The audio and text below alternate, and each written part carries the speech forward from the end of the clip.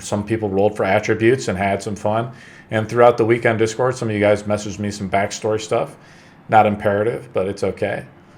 And you guys were basically found yourselves in the fighting pits of Stormbrook, desperate for money. Some of you, or most of you, are penniless. But, you know, it pays very, very well.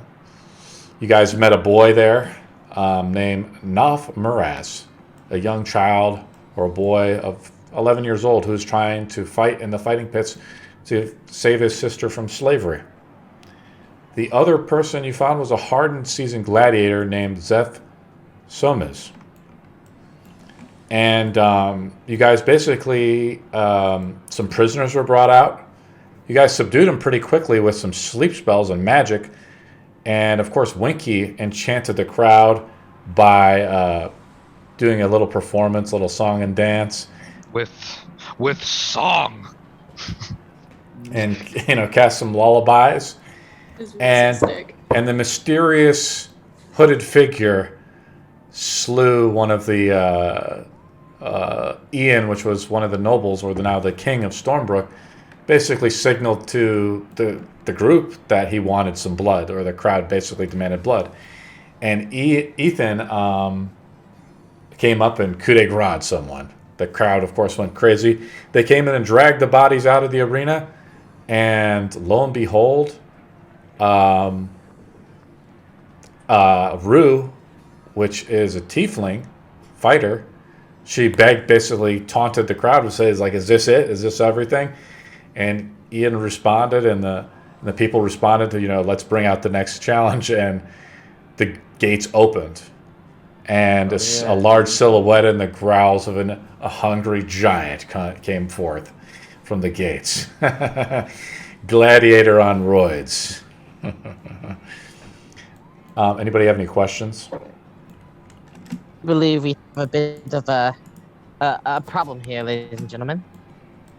I don't see what the problem is.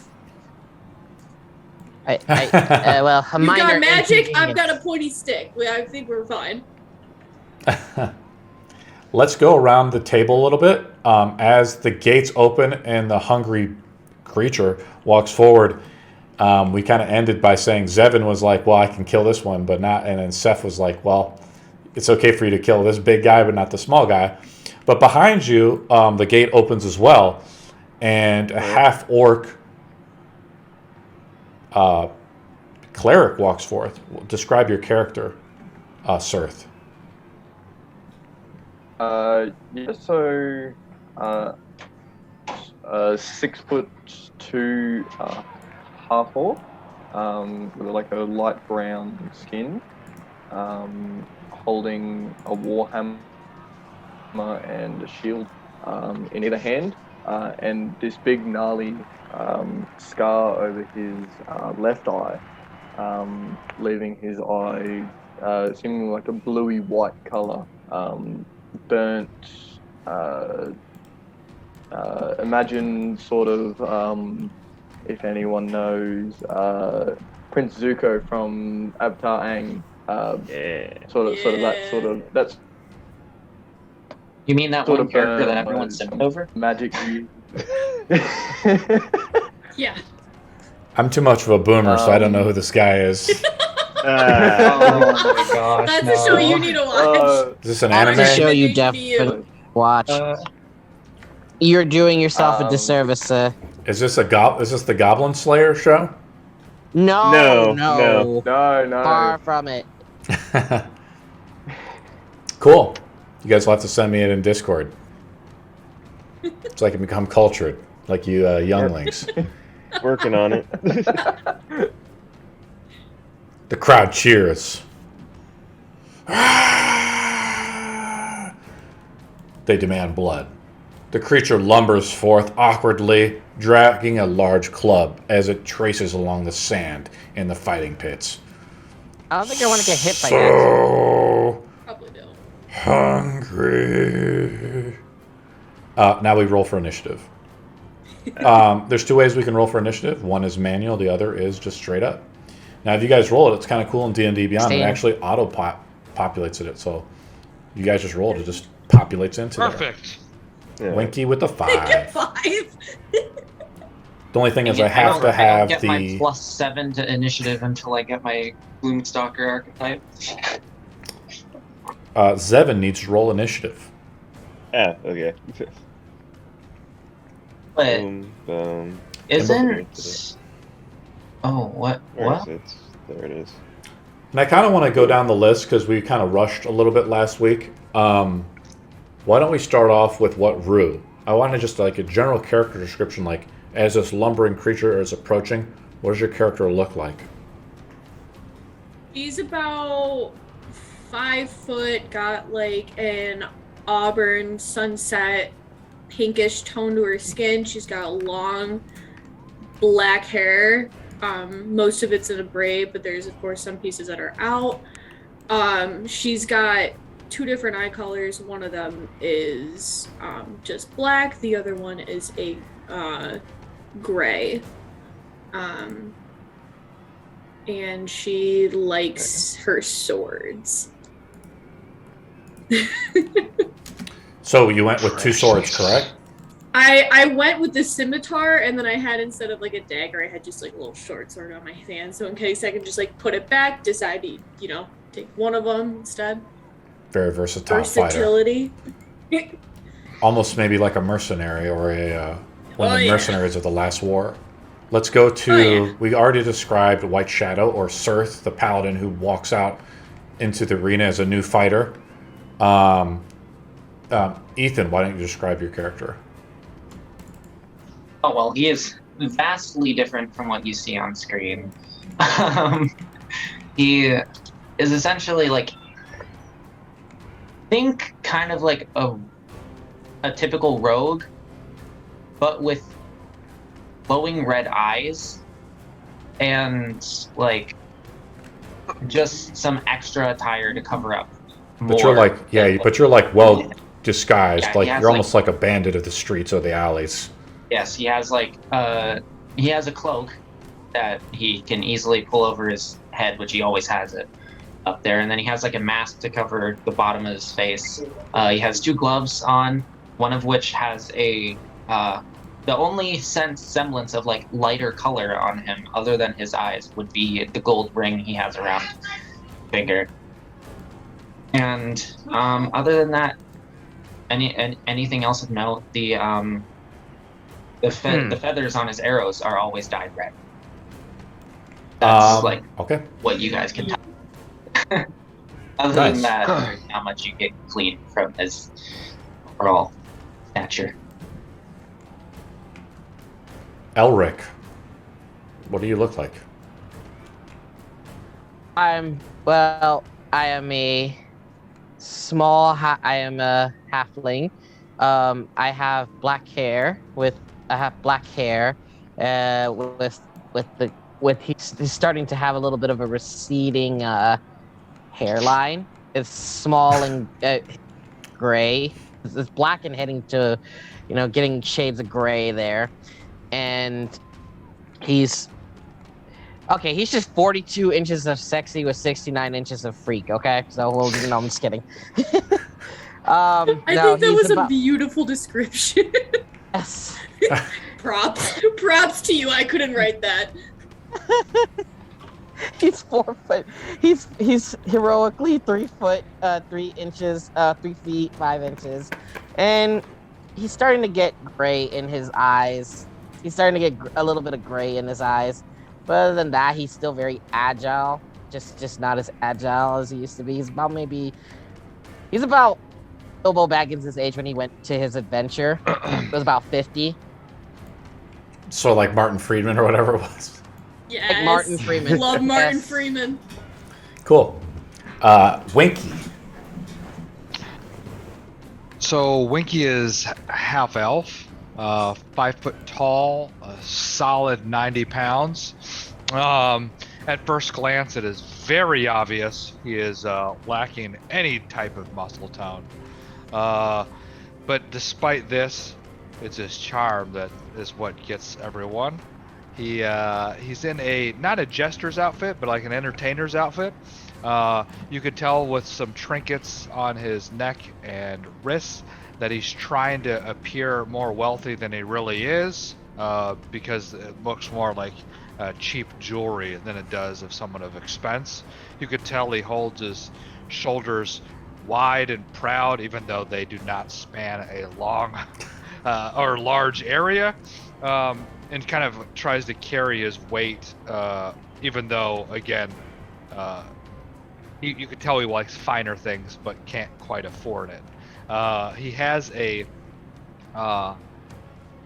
whistle stick on his side, a rapier which looks like it's never been used, and a lute as well. And he's just all smiles. The crowd loves it. Zevin. Well, as you know, my name's Zevin. I'm a dwarf.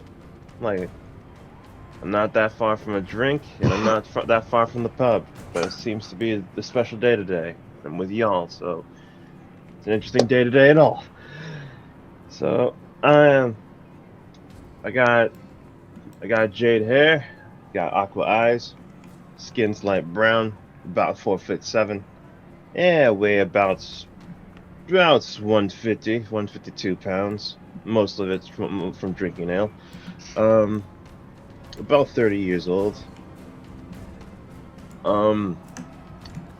Pretty much been away from it all. Been a soldier. Kind of have a weave a little bit. What does your beard look like? Beard, not that big. Mostly kind of just cut around from the side. You braided it all? Yeah. Nice. You got some like dwarven knots in it? Yeah, just a few. One from like last year. A bit of a party, a bit of a thing that kind of happened. There was a lot of fighting over who would get the last drink. I know that. Mine's a bit hazy. I think I took too many hits to the head. But other than that, if you guys want to come to the next party, we wouldn't mind. We have a lot of delicious drinks there. Though I would suggest keeping your weapons closely with you. I don't know. As you're kind of like rambling here, you're kind of like talking about getting drinks and beers. You hear the footsteps. And we'll start the initiative. It says we'll get, and Seth says next to you, well, I know you're a dwarf always thinking about ale, but that should come after we subdue this beast. I mean, to be fair, there's always a time to talk about ale. And now we'll start up the initiative count with Tailspire here. So Rue is up first, then Elric. Thank God. And then Ethan, the creature, the boy, then Seth, Sirth, who's now walked up, Winky, and that's it. Rue is up. I'm gonna look to Elric and be like, you can put this thing to sleep, right? Oh, absolutely, I can. Okay, because We just need to get his health, or we just need to get him just a little bit tired and fatigued. Think you could do that? yeah, probably. It's too far, honestly, so... Him come to us. Okay. Or at least a little bit. Yeah, you know what? That's a good idea. I'll let him. I'm gonna just step out a little bit and Okay. then just take the scimitar out, get ready with it. It glimmers in like the sunlight of the bright day in the afternoon or approaching It's afternoon. it's an pure elven one that just, I killed someone for it. Elric is up. Or Eldritch. How do I say your name? Elric. Elric. See, I spelled your name wrong. You here. said you got it right. Yes. Can you move me? Sure. Where do you want me to I'm go? having problems on my end. I want to move over to where the pillar is at, right next to where Ethan is. Okay. Back here. Not there. Back. Where do you want to go? Right next to him. Yep, I got you. There's just a little delay on stream. Okay. And I'm going to see if I can shoot the living. I'm going to pull up my crossbow and I'm going to shoot it. Okay. Roll an attack roll. I still have that. Yeah. Nice. Nope. The arrow And flies off I and lose one. you panically like try to load it and like it flies off into it and like blends in with some of the spikes that are planted around the rim of it. You hear an audience member like scream at you, "Now!" Ethan's up. No. Unless you want to do anything else. Nope. I can't do it. So when your turn is over, guys, just say, "I'm done," or something like that, right? So I can just move to the next person as well. Yeah. Ethan is up.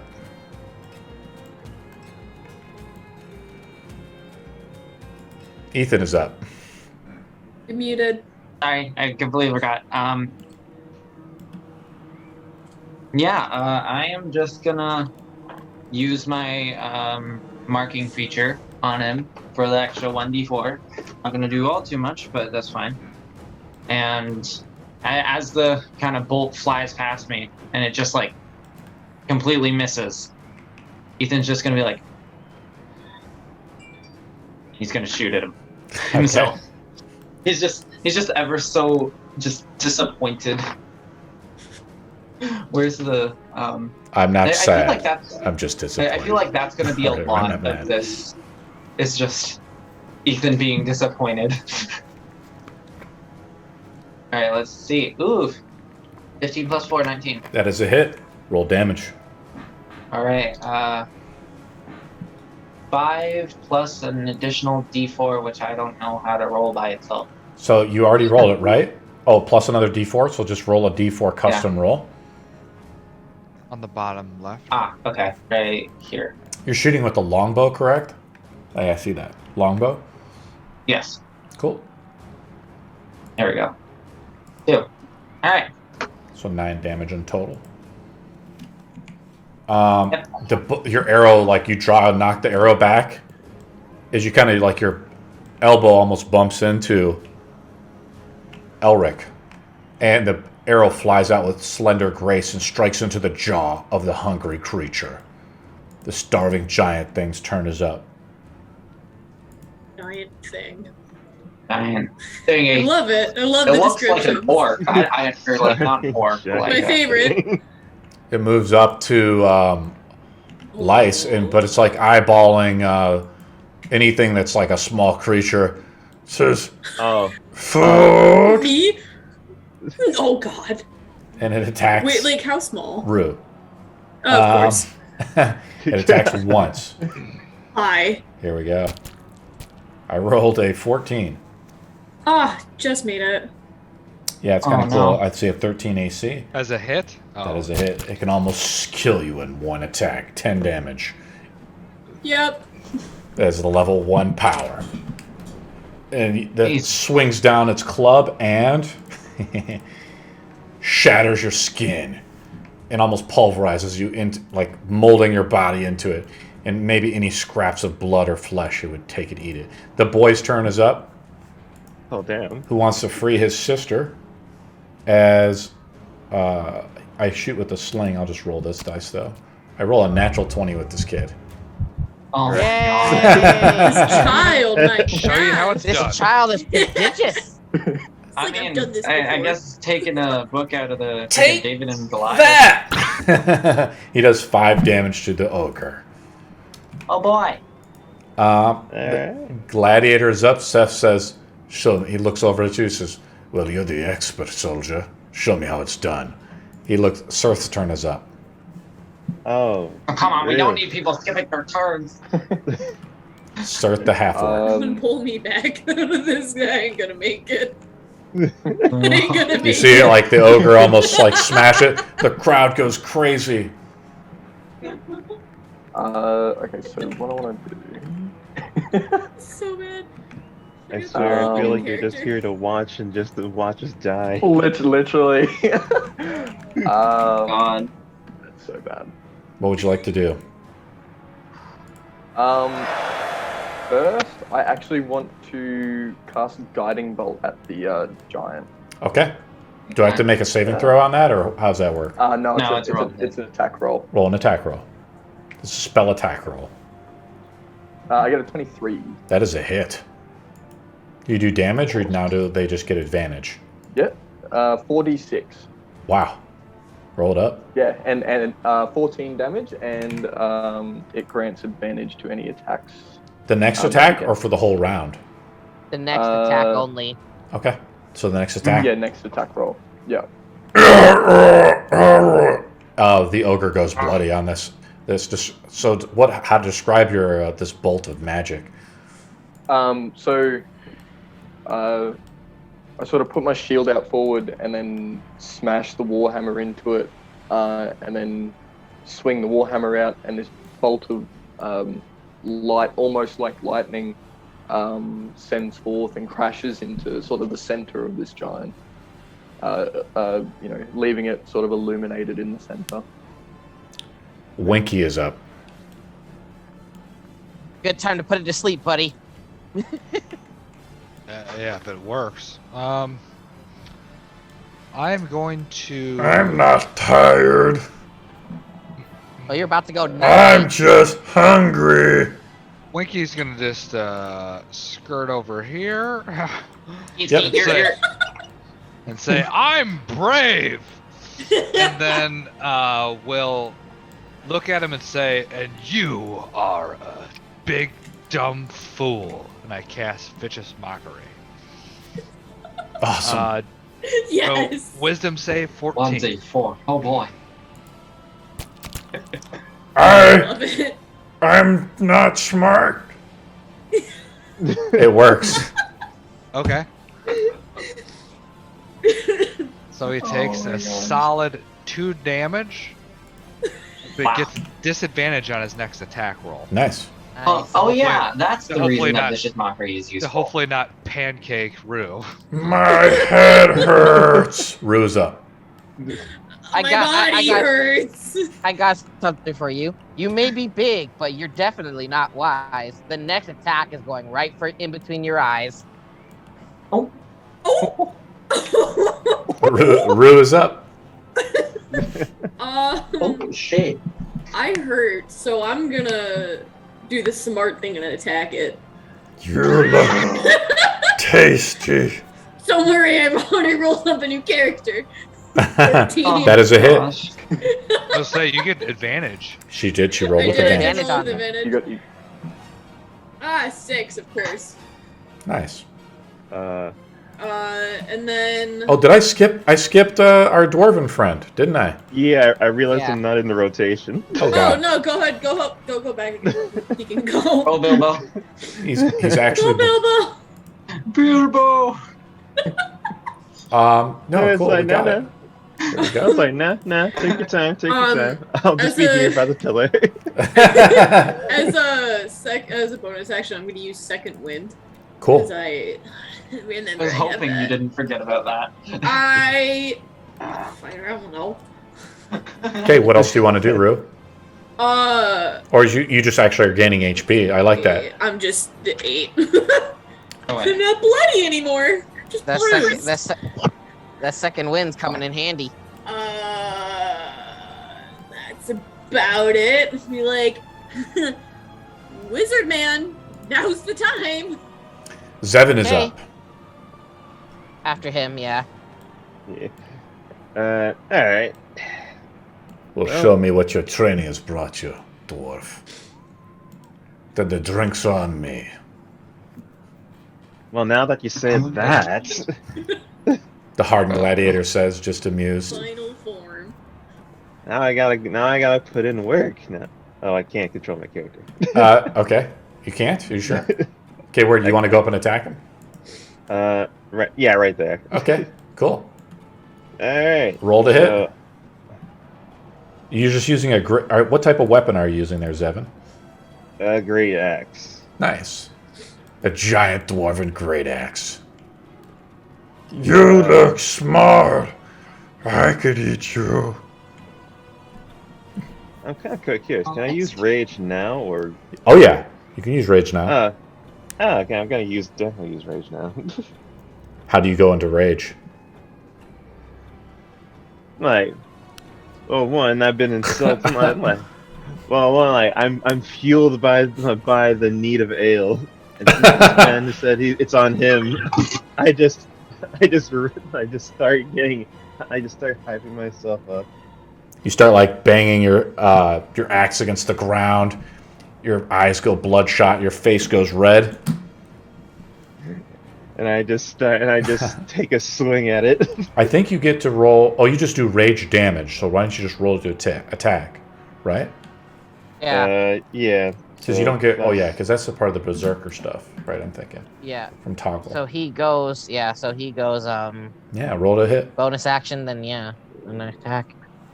What is up with you? Just go sleep. Well then, that's That is a miss. You get all hype, and the giant quickly try to swing into its giant foot. Right here, as it stomps on the ground, it's earth-shattering. The hard, like, metal sound of axe against sand and stone clang into the arena. The crowd, like, this is the second time you've missed, I think, so the crowd is like, boo! Let me go ahead now to Elric. Okay. Move me. I was gonna say move me up, like maybe 10 feet. Okay. I swear today's just not my day. What else would you like to do, Elric? Alright, so I'm gonna cast Night Night on I'm gonna cast Night Night where the troll is at, and I'm like, you may be big, but you're definitely not bright. So I will say these words. Night Night. Roll 5d8, right? 5d8. I'll just roll it right here. If I hear the dogs. It's Tasha's stuff working. Waff waff. 21. You see, like this. You throw like the sand into the sky. It mixes in the air, like coalesces to this giant hungry thing's eyes. It like blinks a little bit. It looks like it's trying to doze off. No, me no tired. It doesn't work. Okay. Plan B. Kill it. Ethan is up. What are you trying to do? Giant on deck. Ethan, when he says that, Ethan's just like, oh, is this what I'm stuck working with? And then he pulls out, and then he just shoots at him again. He has nothing much else to do. The power of level 1. Level 1. Okay, could you kindly give us like 5 levels next level up? Oh god. That'd be helpful. All right. Roll to hit, man. Rolling to hit. If this doesn't hit, I will cry. Oh, thank goodness. You almost got a natural 20. The boy's outdoing you. The little child. Almost. That's a hit, Ethan. All right. Again. Nice. 7 plus 4, Guys, right? Yeah, and then Nice. 7 plus 4. Doing a lot of damage. 7 plus 2 plus 4.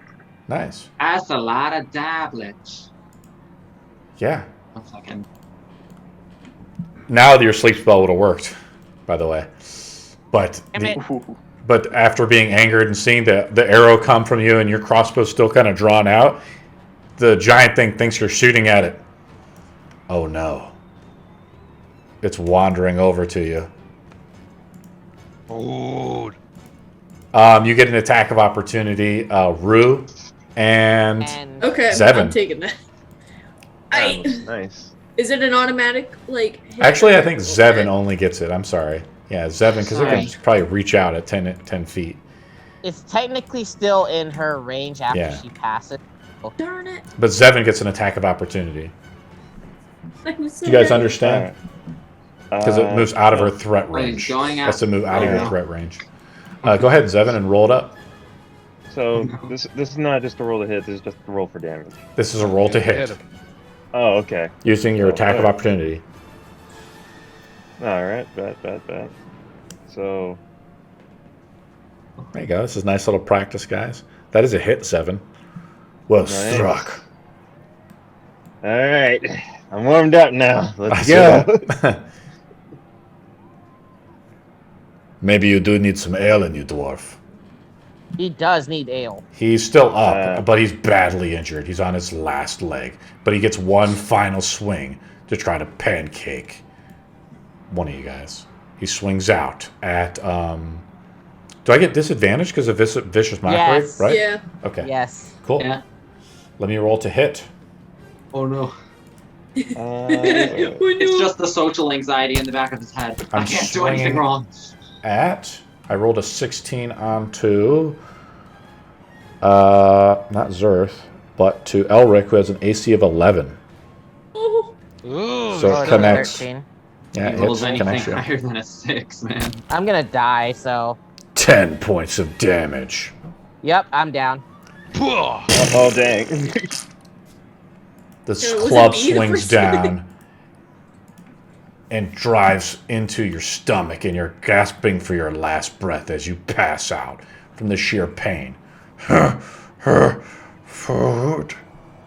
So what I'll do is I'll put him into a stats effect of knockdown, Oh. so you guys kind of can understand what's going on. The child is up.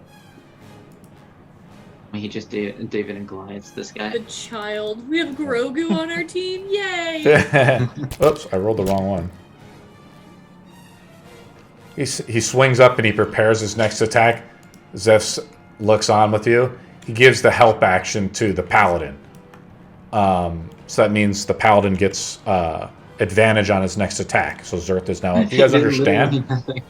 He says swing with Cleric, Jynes. you. Yeah, the cleric, I'm sorry. You're right. Yep. Yeah. So, seeing like this Elric go down, this ferocity just waves over me, and I just start swinging in with my warhammer Just at one kill of its legs. Cool. 16. Do you want to try to knock this creature out, or you want to kill it? Murder. Oh, the blooded Seeing the monstrosity, so normally I would I'd just try to knock them out, but seeing the monstrosity that it is, I am going to try and kill it. Okay, so how I did this was the gladiator comes up and like gives you a word of encouragement, right? And in doing so, it gives you the help action. Doing the help action means you get to roll with advantage. So roll it one more time. Nice. Yeah, that's 13. So you rolled higher, so you got a 16. The AC of the creature is 11, so you connect. How do you kill the creature? Don't roll a 1. Oh yeah. Don't roll a 1. How do you kill the creature? I swing in and basically hit like the back of its knee, and then come down again with the warhammer over its like chest after it's hit the ground. You like collapse its like ACL tendons and its knees. It like buckles under its sheer like weight as its awkward body shifts, and it falls to the ground in a thunderous shake. The crowd erupts in a cheer. You look up, Sooth, and you see Ian, the noble and the king of Stormbrook, look down at you. He smiles in delight as you've pleased the crowd and finished off and basically given what they want. Not only a good show, but blood. But then you hear a voice in your head, a voice of a man. Well done. And the combat is over. The crowd cheers. The guards and soldiers do like open the gates up. They open the gates from the other end. I'm assuming you guys all leave. Winky goes to the corpse and puts his foot on it and says, "Thank you, everyone! Thank you! I love all of you! Winky the Wonderful is here all week long!" Yes! So wonderful. Ethan's walking away, like as soon as the gate opened, Ethan starts going towards it, and then when he hears Winky going like this, he's like, "Winky the Wonderful," and then Ethan just under his breath, "Winky the Wonderful did nothing." Winky the Wonderful. Oh, my I'm gonna gosh. actually cast Healing Word onto our dying friend as I'm well. Yeah. a dying man. Yeah, we completely. We're about to leave without even remembering. The guards are like already Hey, trying to hey. bring out the body, you know. And I He's one of the say, bodies that gets as I do it, taken. I was like, and now our champion arises, and cast Healing Word. There you go. You get 7 hit points. As I stand up from that, I'm You just see me? Yeah, I see you, and I'm like, he's the real champion. Ah, concussions always serve me well. Yes. I'll just stare at I'll just stare at the champion over here and be like, so you're willing to help everyone else, but when it comes to me, you just stand back and watch. Well, We have to have the it was obvious you weren't that skilled enough to wield that axe quite yet.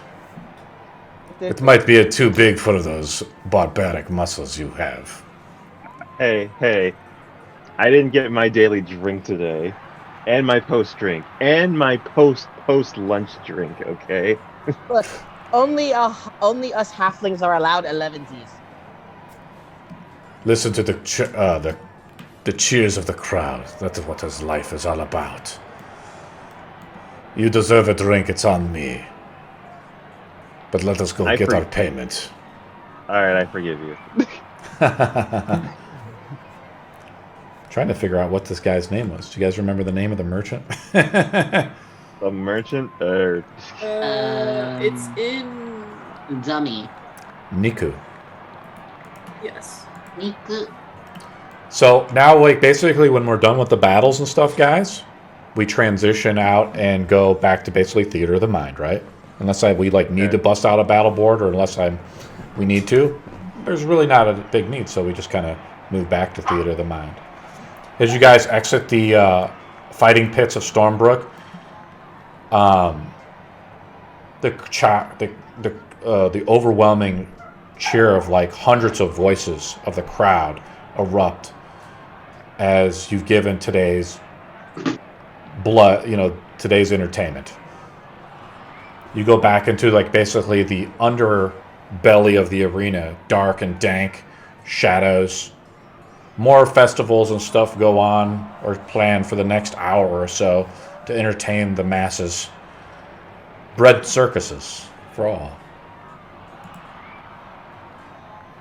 What do you guys do as you're waiting into this waiting room? There's like wooden benches. It's kind of where you were before you guys were let out into the arena. The boy and the gladiator follow with you. What do you guys do? So is there like anything around us, or like? It's like a waiting room. It's very poorly lit. Most of the ambient light is coming from, some torches that are hung up. Festoons, I think the name of it is called. You hear a gladiator. You hear more fighting going on outside. So that's just going to sort of sit there and look at the remains of blood on his warhammer and just pondering the kill of this giant. Have you ever killed anything like this before, Sooth? Not so much a monstrosity, more so innocence in the old wars. Nice. You guys wait for a few more minutes. I'm guessing, unless anybody else wants to say anything. I kind of look at Surth and I was like, what you thinking about there? Just sometimes a hammer is heavier when it's bloodied. Lives. Whether humanoid or monstrosities, a life is a life, no? You're not wrong. A life is still a life. I kind of just like, with my 42 inches of halfling height, try to pat him on the back. Doesn't really work, and it comes off as, when, those like, God, I don't want to say it, but it's like, those manuals where it's like there's a certain place to touch a, like a person. It's like in between their butt and their back. So he just barely hits it right on the lower part of the back. The tailbone? Yeah, the tailbone. Right on the tailbone. Just not too low, but enough. The little boy goes, enough. awkward. Ouch. The boy comes up to Winky and says, well, I think we put on a good show today, don't you? Don't you hear the crowd? The roar of the crowd? Of course we did, my boy! And I slap him on the back. Hopefully Master Nico will be deal able to 5 free my points of sister. damage. Oh, I'm sure that and much more is coming our way. Well done. Nice shot with the sling. Thank You're you. pretty accurate there. The first natural 20 of the session already. I know I rolled it, unfortunately, right? NPC. And that it's made boy- by the DM. For that boy, you might even earn yourself a silver piece for how well you did. Well, I think we're supposed to get some gold for this, but I won't get anything because I just want my sister to be freed. Oh, yeah, that's fine too. Yeah, that's a great idea. But And then I go back to focusing on the crowd. You just hear the But- echoes of the crowd through like the gates outwards, and you guys hear a common sound now, or a familiar sound of the bone cane coming down the stairs into the fighting pit. It's Nico, Ethan's just leaning against a wall. like in the Semi shadow. near them, but yeah, I mean, he's leaning against a wall, semi near them, but not near enough to be completely associated with them, kind of thing. But near enough so that anything that goes on, he can just perk up. Nico is a very heavy-set man. He's Oh, that guy. Yeah. probably a few hundred pounds. He has some face tattoos that have been faded from a long time ago. Jewelry, rings adorn him. He has a satchel at his side. He has awkward footsteps as he sombers down the stairway.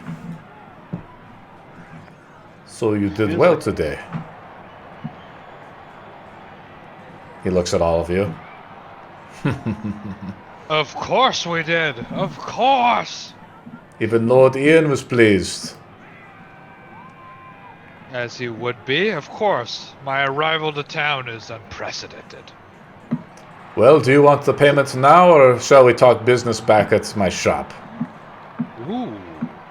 I love business. I I would like to agree. see your Let's get rest, out of sir. here. I'd like to see your rest, so let's get out of here. I don't think this is a good place to conduct business.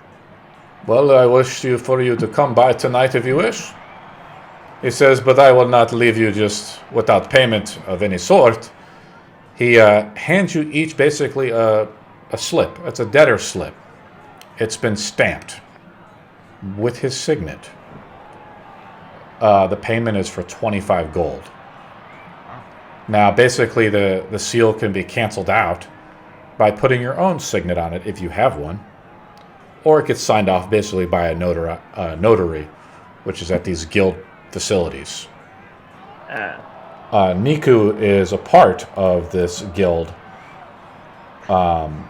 which is very rich and controls all the trade throughout Stormbrook and other cities. That's how trade and business is done. Especially now that Stormbrook has been liberated, the merchants have now come out of hiding. The boy comes up to him and says, "So, will you free my sister?" And he says, "Yes, of course." And he looks over at who from last session was concerned about this. I think Rue was, right? It was Yes. Rue. It was Rue, myself, and I think Winky. think everyone. And he was like, I can't say everyone. I mean, I can actively say, although Ethan was observing from across the room, he didn't actively get involved. Yeah. Yeah, true. He was the neutral party. Nico kind of goes up to the wall. He takes some of the sealing wax that he has in his satchel. He takes his signet ring across it, and there's like a symbol on a piece of paper.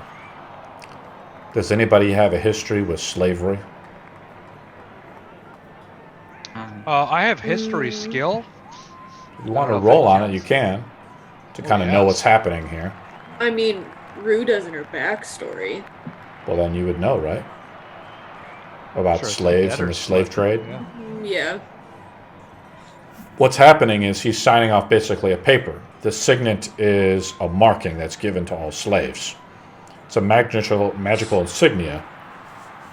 And this boy will take this piece of paper to, hopefully with his sister, to the slaver spot, where it will be disenchanted off of her body. And the mark on her body will be removed. It's a way to keep track of all the slaves. He hands it to the boy, and the boy looks over at Winky with a smile and just runs off. Well played, as he runs away. Well played. So I will see you later at my shop. Absolutely. Meet me by my guild. You know my name, so introduce yourself to the receptionist, and she will bring you up. Let's say 5 o'clock. That way we can share some wine. Absolutely. Do we have a picture of this guy? I will link it to yeah. you in Yeah, the you chat. just- Also it. be there. There you go. Yay. You guys want to say anything else to Nico before we exit the arena? I kind of just whisper in the back of my tongue, like I wonder, Like a if dwarvish? a little bit, yeah. I was gonna say, like, I wonder, since that his sister was a slave in the time that while he was gone, I hope not that she wasn't sold. You can assume that, like, you know, being a dwarf of the hills, you know, desperate times have fallen onto most of the lands, as Stormbrook was overrun by the Urks not too long ago.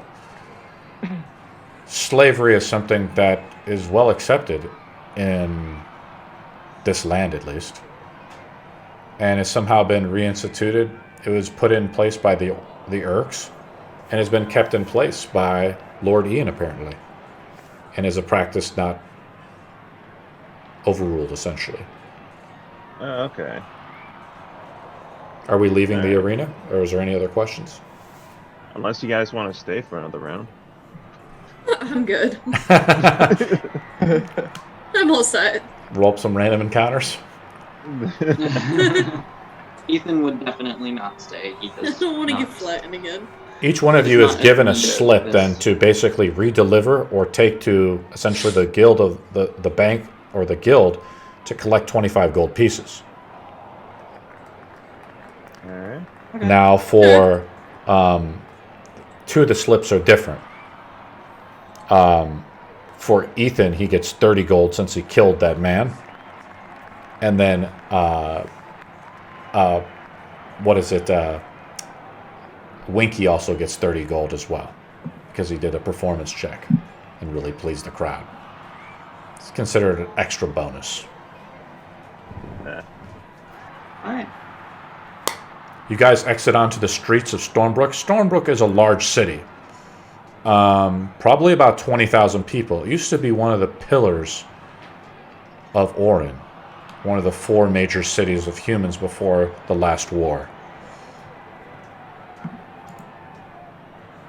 It is now refugees and everyone have left. But let's load up some city music here. The streets are very crowded, especially midday. What do you guys do? Well, considering how we're pretty much broke at the moment, and we kind of need money, so I'd say we should head directly to the guild. I get the money, yeah. Yeah. Okay. I think we have We like are what, broke, but 6 blood money is gold still blood together. Blood money is good money. Blood money is good money. Unless you're dead. Facts. Then you're just blood. Kind of like how you almost were. Yes. I am a sorcerer. I am squishy. You and are it's to be squishy. expected. Actually, no, I'm super squishy. I'm halfling squishy. And I'm old squishy too, because I'm 50. Even though the magic has 50's gone, old. even though the magic has gone over you, Elric, like you see like the dried blood has come out of your ears. You take a stack of exhaustion Stack from of going to zero. exhaustion. That's a part of our house rules, remember, guys? No, If you I go to totally zero, you forgot. take a I- stack of exhaustion. I totally yeah. forgot to add a stack of exhaustion. You're good. Well, it could be worse. I could have been critted, then down, and I would have taken 2 stacks of exhaustion. No, that's not how it works. You don't take multiple stacks of exhaustions from one attack. You Mhm. get critted, Well, even if you get critted, Yeah, You- would. No. it still counts as 1. Okay. Yeah, we'll just That's have it as nice. one, buddy. All right. What do you guys do? It's right now about noon. Yeah, so You're we in got the ci- 5 hours to spare. The streets are busy. Level up now. There's people going in and out of the arena. A lot of people, probably like the ratio. You see a couple other gladiators come inside. It's a great way to make money. Some people are sold into it like slaves. Some are free men that fight for the crowd and glory. But it is a great and fast way to make money in which you have survived the arena. Yeah. So, are there any shops around that like would sell kind of menial items, like possibly a journal? Sure. I would like to obtain me one of those. You go up to just like a commoner who's like asking about it. You guys are all traveling together, I'm assuming? I mean, Ethan just goes. If they want to follow him, then that's up to them. But What do you got? You guys all moving together? Ethan seems to be interested, kind of a loner. But you see him go up to a commoner who approaches him and he asks him for like directions to the shop. He looks a commoner who's just like a ragtag guy, basically wearing like rags. You know, just like we'll actually say this guy has a mark on his face. He's a slave. And he says, yes, sir? He goes up to Ethan, who's like kind of gets his attention. Can I help you? do you possibly have directions to the nearest? But I'm not sure what it would be called. Like kind of menial mart or like just a store nearest. Apothecary? Sure. But I don't know. I have no clue what that means. But sure, we'll go with it. You looking for a Where you medicine buy drugs or, and poisons. or general goods? Yeah. Yes, the nearest general goods. This is, you can go to the Fabulous Peacock. It's where I'm heading. My master is sending me there to pick up some supplies. And it is fabulous. Well, Yes, my lord. where might I be able to find it? He points it out the directions. It's near the town square. Okay. And he's just like, he just nods his head and then immediately turns to go to the square. Do you guys all want to go to the Fabulous Peacock, or you guys want to go to the Merchant Guild first? I will. I am happy with whatever decision either of us take. Hey, you realize it's hard to buy stuff without money. Same. Yeah.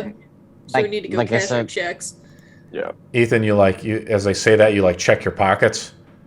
It's like you're like basically flat broke, right? I mean, wait, did we keep the money from our? Oh wait, no, we did a thing. I forget what it was. We had right, the we rolled a promissory D20. notes.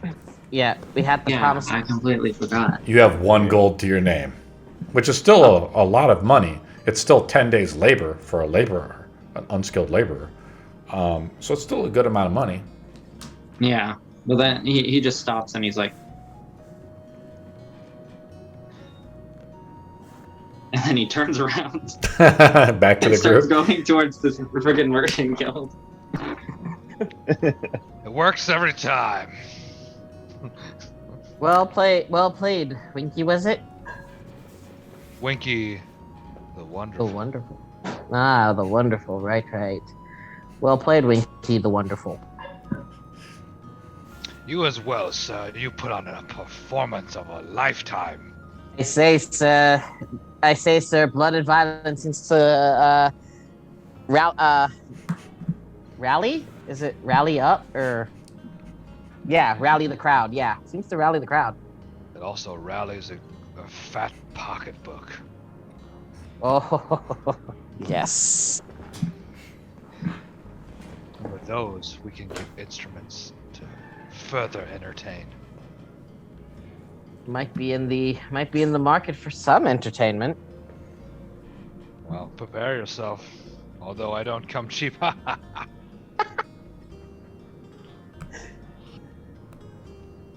Hey. As he's passing and just hearing you two talk, you just like he doesn't even break his stride, and he's just like, "That should not be war." He just keeps walking.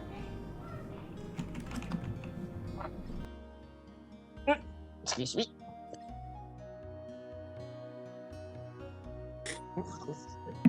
Anything else, guys? Or are we just walking to this place? We're just walking.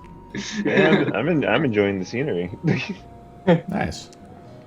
There's like a lot, like the climate of Stormbrook is, I want to say like almost like northern Italy. It's Mediterranean. It's a sea. It's a port city.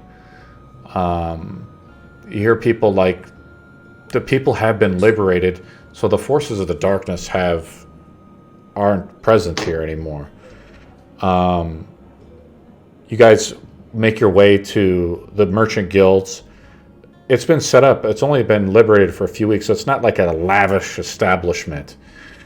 The building is wooden, with wooden beams and plastered walls. A shingle labels it as the building. You walk in, and there's like a few tellers. It's a way for them to safely transact sums of gold if needed, or basically they trade these paper slips back and forth over trade goods. It's important for a place like Stormbrook to have such a base and system of understanding so they can trade a lot. You guys look out onto the harbor, for instance, you see dozens of ships coming and going. On the horizon, you see ships coming and going from the south. The sun is high, and its reflection can be seen over the calm ocean. The day is not cloudy. A beggar outside of this establishment says, "Gold, please, to help feed my family." He holds out his hand to Sooth,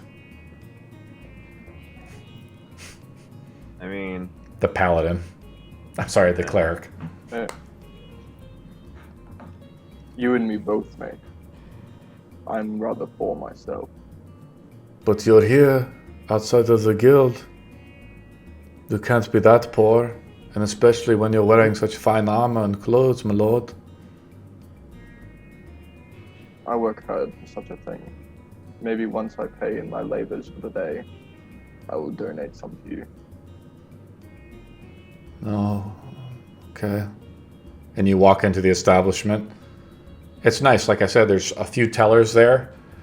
The city is mostly human, but I would probably say 60% human. But after the refugee crisis and basically the starvation that drove a lot of people basically looking for more opportunity. There was a lot of interracial mingling.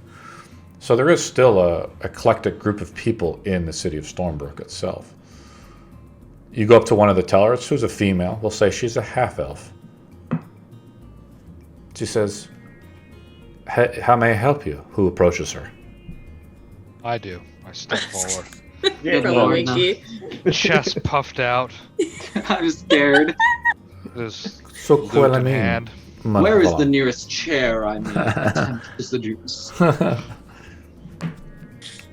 I lean forward and I'm like, hello. I slide the thing. Here to collect payment and maybe something more. She says, maybe, she says back to you in Elvish. And she takes it and she looks at it. She says, wow, a fighter of the fighting pits, no doubt. She takes like a stamp and like stamps it out. And she says, and she hands it back to you. She basically takes a pouch, like a small sack, right? So it's a pouch filled with 30 gold for you, since you performed so well at the thing. Ah. And she slides you like, you know, her number or something like that, right? Okay. Basically, Her mailing address. she says, you know, meet me later at like 8 p.m. at the watershed. It must be a bar near the port. I wink. Oh my god. No homo. Okay.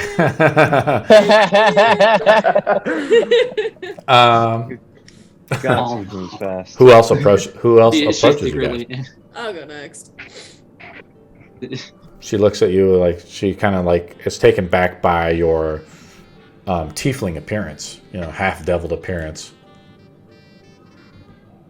What do you do? I'm gonna give her like a nice smile. I'm like, don't worry, I'm a lot nicer than I look. Do you have like fangs? No. Okay. Is your skin blue? No, it's more of like a reddish pink. And do you have horns? Yeah. She like still like is. I'm gonna roll a d20 to see how taken back she is by it. She's gonna instantly be terrified of you and start running away. Give me more money. How can I help you? Oh my god. I just need to turn this in. She takes it and she like stamps it and just like quickly hands you 25 gold, which is still like an incredible amount of money. I'm gonna just toss her a piece. You hand her one piece of gold just as a tip. Yeah. She says, I feel like I promise we're not all this mean. She says she looks around like you have to make a sleight of hand check. She looks around. Meet me at the watershed. You like stumbly try to hand it to her. Like I want to say there's like a few guards in here still. Like they're like basically mercenary style guards though, like ordered by the guild. And she says, I can't accept this. And she like passes out. It'd be looked at as a bribe. A bribe for what? I'm not trying to get more money out of you. I'm trying to give you money. But if I take any So you money don't have from to you, I work. could be on the take, I guess. I don't know. She says it's just policy. Yeah, Guild policy. fair enough. Fair enough. I don't have a hat, so I'm gonna tip my hat for the lady. Like You give her like a little thing with the horn, maybe? I don't know. I'm gonna just we'll rub the horn. Who else Just approaches walk her? away. I will. So I walk up and I start jumping up because I'm 3 foot. I'm 3 feet 0 inches, and I'm just like, excuse me. One of the guards like coughs. He's like, "Oh God!" And he like brings over a little stool for you like to kind of get up on. You like stand up to the stool so you can like your head height above the counter. It's I would like to turn this slip in, please, if you can. You turn the slip in. She stamps it, and you're given 25 gold in a small pouch. Thank you so much. Thank you so much. Well, the heroes And then are all shapes and sizes today, aren't they? Yes, my good lady. I've never seen such a small one enter the fighting pits. Oh yeah, I get that a lot. I get that a lot. But I can assure you, I'm a little bit older than I look. Well, age apparently has nothing to do with it. Nor does size, apparently. I shall. I'm dead. I shall swiftly take that as a compliment. Who else approaches this woman or these pair of women clerks? Yeah. I'll go up next. I hop off the stool and I give it back to the guard. Sirth, how much do you feel weigh? like You're probably a pretty big guy, grab right? Elric and move him off. You like kick the stool I'm out of the way? Oh no, I just like hand it over to him, like, you know, with two hands. I'm about 50, 60 pounds. No more than it. So it's easy to yeet me. I was gonna say Rook We will probably keep that in mind. eat you. Yeah. The next time someone needs throwing, we know who we're exactly going for. I mean, I'm gonna try and make this a little bit easier, but you know, yeah. Sooth, how much do you weigh? You're a pretty big guy, right? I put it down as 190, so Yeah, you kind of have like a weight to your The- steps. So you like it's Yeah, like you're yeah. walking up. You pick up poor little Elric and you put him to the side. You kick the stool to the side, or does Elric try to pick it up? I pick him up and sort of put him to the side and sort of just like shuffle it with my foot, so like just sort of slide it across the ground. The guard just like dealing with the day-to-day like people that come in there, all shapes and sizes. The woman says, "My, you're a big one." Is that My like heritage. a personal attack or something? I get to talk to them. Yes. So I hand her the slip. Say, I'm another from the pits. Oh my. Desperate times from the gods, then, I suppose. Not everyone is as fortunate as us. And she stamps it and she like hands it back to you. And with the sack with 25 gold. Cool. Ethan, I think, is the last one, and as well as our dwarven friend, Zevin. Yeah. Who comes up Yeah. next? Ethan or Zevin? I mean, it depends on how committed Zevin is to being last. Zevin, do you want to be last or no? Oh god. The clerk calls out, "Next!" Yeah, I'll save the best for last, so he can go first. Did you actually say that? Yes. Ethan just turns his head over to you. And he's just like,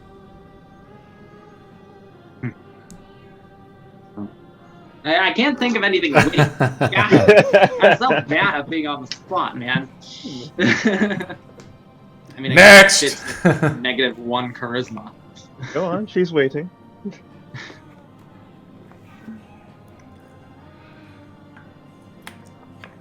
Do we hear like gears whirling or anything like that inside of you as you walk around? No, I mean, I imagine like something like metal or something is grinding away.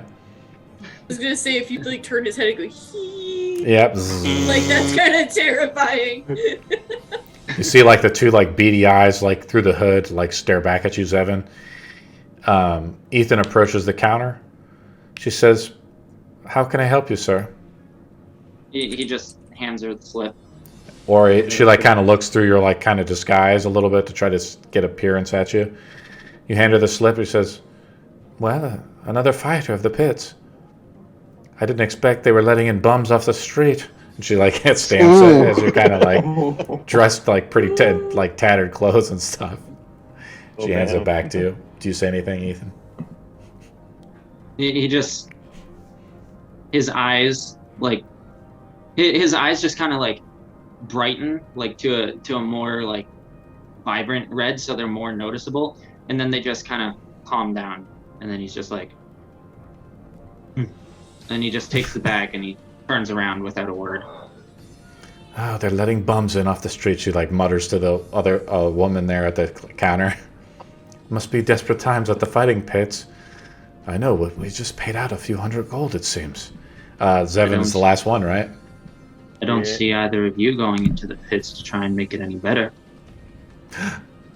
They kind of stare back at you. They kind of gasp a little bit.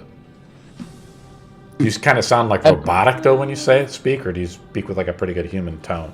inclination. He's pretty good at blending in, so I'd assume that it's not discernible from a robot, Okay, cool. or it's not discernible from a human. I telepathically go to say to Winky as like, I believe that's what you call getting their asses served. How do you speak telepathically to Winky? Oh, I just like because look the at ghost him. slide things? Okay, yeah, that's right. Yeah, 'cause the ghost I flies, look okay. at him. I look at him and I basically say into his mind. I create the link, and I'm just like, I shift my head back over to make it look like I'm not doing anything, but I basically tell Winky, I believe that's what they call getting their asses served. Zevin, do you grab the stool? Yeah, I just grab it. I'm not. Or I'm you not just gonna wait for are you anyone. too proud of a dwarf to grab the stool? Well, I grabbed the He stool. stands on his ale mugs instead. No, that's later. That's later. but but for now, I'll just grab the stool. And put it right against the counter. And I'll be like, hey, sorry for my friend over here. He has a bit of a stone cold heart, you might say. Yes, how can I help you, sir? Master Dwarf? Charming dwarf. I like to deposit this right here.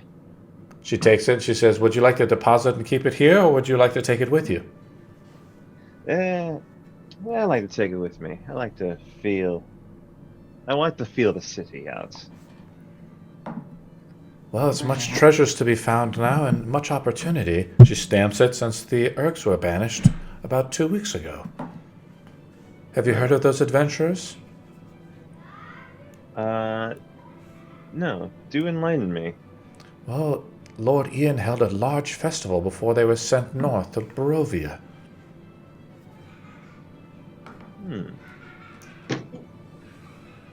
Interesting. Well, thank you for the insight on that. But before I do leave, is there anywhere of interest in the city that we could go to? I always like going down by the docks and watching the ships go off to and fro, personally. But there's all kinds of things. You just have to open your eyes and walk around. And don't be afraid to speak to the commoners. And she points over to Ethan.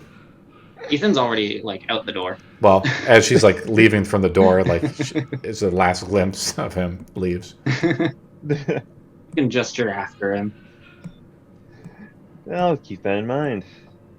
Thank you for your time. Thank you, sir. May fortune favor you. You guys all walk out and leave. Where do you guys want to go? Or what do you want to do? Ethan's gonna quickly go to the market to get a journal. Ethan wants to go to the market. You want to give 1 gold to the beggar? Yeah, I'm going to give 1 gold to the beggar. As I walk out. Beggars be begging. Now, they just gave you 25 gold pieces, but a gold piece is 10 days labor. So a gold piece is a tremendous sum of money, essentially. It's how do I put it? It's a $1,000 bill. Wow. Yeah, I'll do that. I'll still do it. Still giving this beggar 1,000 gold. He says, Yeah. Look, I'm assuming Zevin comes up to him first and gives him the gold since he said it. He says, oh my, Master Dwarf, thank you so much. Anytime, friend. Seems like you found one of the you must have left town and found the dragon's hoard with this much loot, if so willing to give it to strangers like myself. He has a raggedy beard. Think of Tom Hanks, out on the island for a long time. Skinny, malnourished. Well, it's always better to do the right thing and to do right by others. And you look like you needed it. Well, you should go by the shelter sometime. There's tons of hungry orphans. I'll stop by and I'll see what I can do. And then, do you come up to him now as you see this exchange happening, Sutin? Yeah, I'm gonna go up to him and I'm gonna hand him another gold piece. And What gods have blessed me today?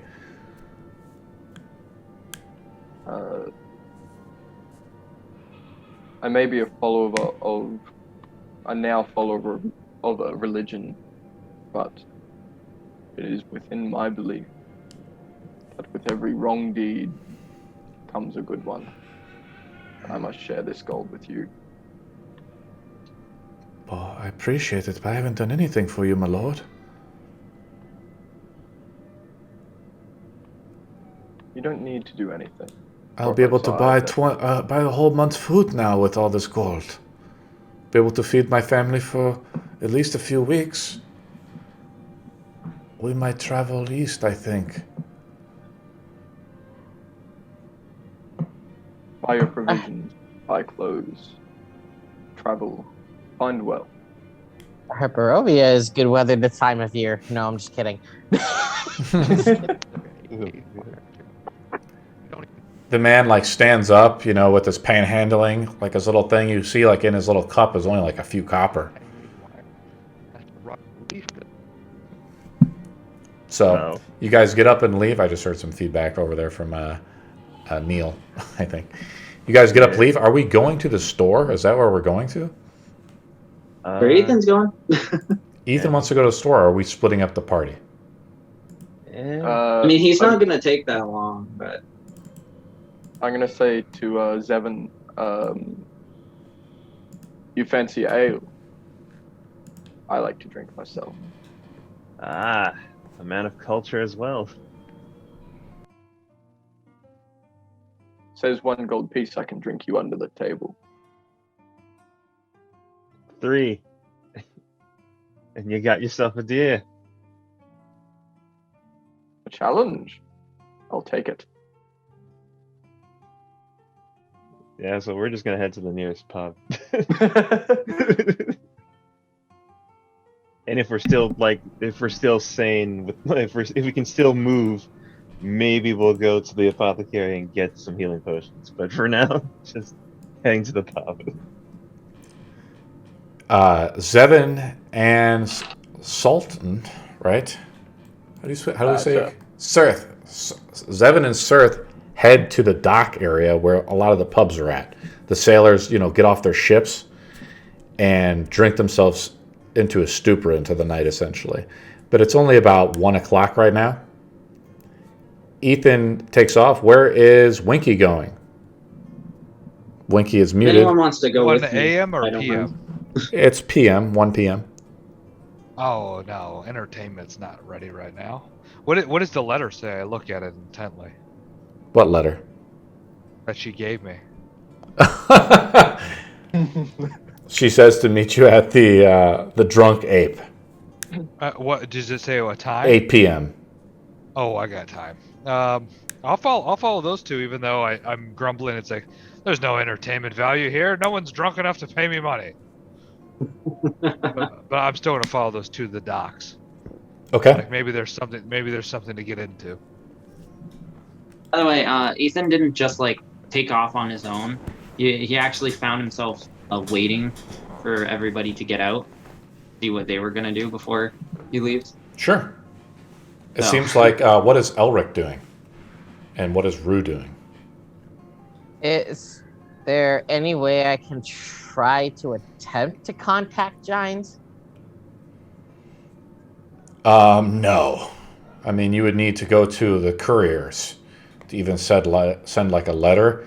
With more money, you could pay. You'd have to find out a way to do it. There's anything's possible. I have a letter that I want to send to Jynes. So I'm gonna head to the courier's office and ask how much would it be to send a letter to him. Okay.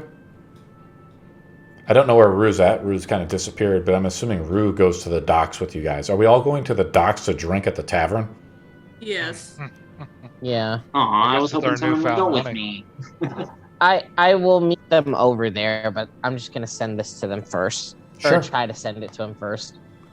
You guys go to the south side of town, and trying to remember all your guys' names. Elric goes north to the courier's office, where letters are sent for basically commoners, right? They'll send the letters out through horseback, essentially, kind of like the Pony Express. There's obviously fees involved, and usually they're not sent right away. They have to be sent out with, an escort. The roads are dangerous. We will go with the other group. You guys make your way to the nice, giant bar. It's just one of the many bars along the docks. It's your standard bar. You guys all go in, sit down on a wooden, bench. You guys are all around the table. A hefty waitress, let's say she's a dwarf. She comes out and she's like, she has like kind of that like German look to her with the German clothing. And she says, "Well, how may I help you, lords?" I'm assuming And the lady. Ethan, Rue, and everybody. Ethan isn't there. Okay, Ethan left to the store? Yeah, he's Okay. gone to the store. He's gonna be there at some point, but I was just waiting to Okay. get done what I need to do there. Sure, that's what happens when we split up the group. I'll deal with you one by one. We're with the group, though, out there. What do you guys want to eat? Looks like we lost Rue there.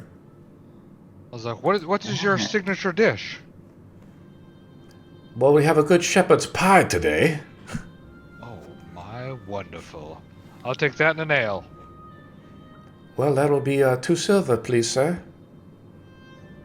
I've never known to pay in advance before a meal. Well, I'm just telling you because there's so many ruffians that come in here and don't pay straight up. But she looks you over as you kind of have a more like prestigious look, I'm assuming. Right. Yeah. I'm in an entertainer's costume. Yeah. She says, "You can pay afterwards." She gives you a nice wink.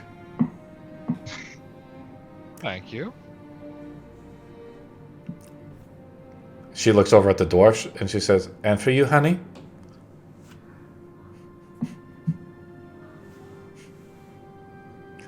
I can't hear you. Your mouth is moving, but nothing is coming out. You have to speak up. Usually I would just drink a nice round of ale within the company of others. But apparently someone, and I won't say who, thinks that they can outdrink a dwarf. She looks around. Who? Be me. Oh, this half-breed? One of the Sadly, yes. One of the half-children of the darkness, I suppose. Yes. Well, I'll bring out 2 fine dwarven ales and you guys can have a good old-fashioned drinking competition. She goes into the back and like informs the chef, and the chef's like, "I got it." We will go to Elric, who's heading to the courier's office.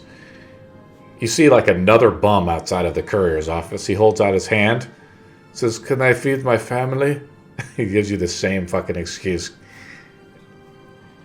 I flip him a gold coin. And as you're like going throughout the streets, like you've just seen lots of like panhandlers. Like the city has just been recently liberated, but like poverty is still pretty high, as many refugees have been displaced. You hand this random beggar a gold coin, Elric, and he says, "Well, my lord, what can I do to be of service?" This beggar like comes to your aid, as you've basically paid him like a small fortune.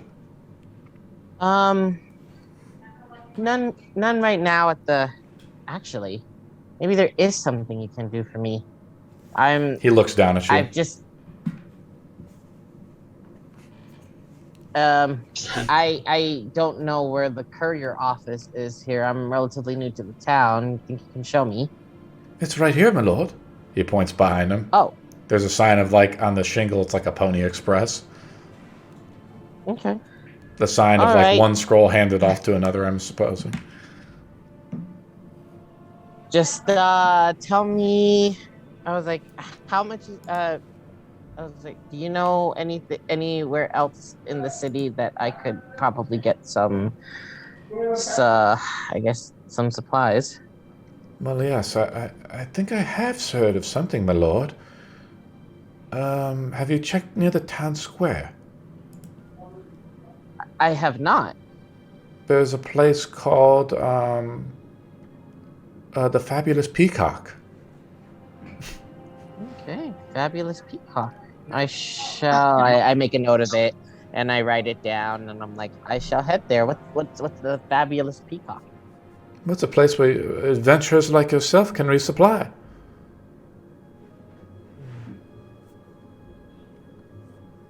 And he says, right. in fact, I'll be heading there myself. And he like takes off with his gold piece. That's awesome. Make a perception roll. You got it. I will this make a time counter perception. roll to I'll do a D20. Oh, ain't that a Snake bit? it. I rolled pretty low. What did you roll? 8. Crap. So I just have it rolled itself. I need to change that. You notice like another man just randomly come up and try to bump you into you. You feel like a brush across of your coins purse, but apparently he wasn't able to deceive it. You almost feel like you got pickpocketed. So they were running Almost. like, yeah, you almost got pickpocketed. The other man, who was that both of these men have now just blended off into the crowd, of course. Unless you wish to pursue them. Well, I gave the man his gold coin, and if he gets pickpocketed by the other man, unfortunately, that's, well, his problem. Okay, and you walk into the courier's place. Let's go to Ethan, who is back. going to the general store, correct?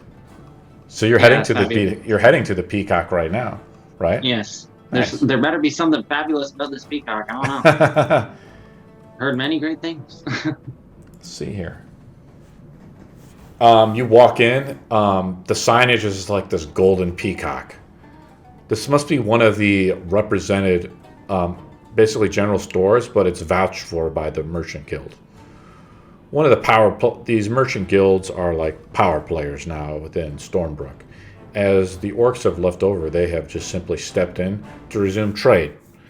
The orcs use this place as a hub of operation for logistics for their invasions in the south. You walk in. There's I want to say he's a man. He has white hair. He's balding, and he has mutton chops. He's about 5.5 feet. He's got his feet kicked up over the desk, and he seems to be solving a puzzle box. Man, He really has- is doing a Rubik's Cube. Yeah, he has some glasses on that are just perched over his long nose, and you hear the sound of the dinging door come in as this cloaked, mysterious figure enters in. And me. What do you do, Ethan? I'm just gonna look around for first of all the journal, and second of all whatever else I can see there. Roll a d6. Okay. Pop. Pop. Pop. Pop. Nice. Great. You're getting the hang of it. 3. You find, you do find this is just a general store. So if you need anything within the Adventuring Gears table or whatever in the player's handbook, it's in this store. The store has been well stocked. And so you find the journal on one of the shelves, as well as, ink and a quill, if that's what you want, unless you already have that, a part of your inventory. I don't. I mean, I technically don't, but I just kind of. I don't know. Yeah, I'll just get it. Cool. So you pick that up as well. And then you also find 3 common healing potions. Wait, from 3 what? common healing potions. Yep. How much are those again? I forget. 50 gold each. Jeez. I don't even have that much, right? I mean, in relative terms speaking, that's almost a year's wage, right? For a standard Yeah. commoner. But apparently you guys are just handing out gold like candy. Yeah. It was 1 gold. So you guys go back. Let's go back to as Ethan is thinking about maybe what he wants to buy before he approaches the merchant. Yeah, I'm looking through it. let's go back to the tavern. Rue is there, and you're watching the dwarf and the half-orc cleric just go ham on ales. They're on their third set of ale. You both are like, you look at each other as you guys are both finished chugging down, and you slam, I guess, the drinks back on, but you both need to make con saves. The DC is 10. And it escalates every round. You guys continue to do the drinking game. Oh, God. You see, like, the other patrons in there are starting to put side bets down, like a few copper here, a few copper there to see who's going to win. Most of the money is on the dwarf. Oh, of course. Is that So all you Zevin got? passes it with a 24. Is that all you got? You both, like, look stern, like you guys are both resistant to alcohol right now. She says, and then the bar wench goes, the dwarven bar wench goes, shall we make the next one a double? Indeed. Well, what? Keep them coming. And she says, if they don't pay their tab, mister, she looks over at Winky, you're the one on the hook.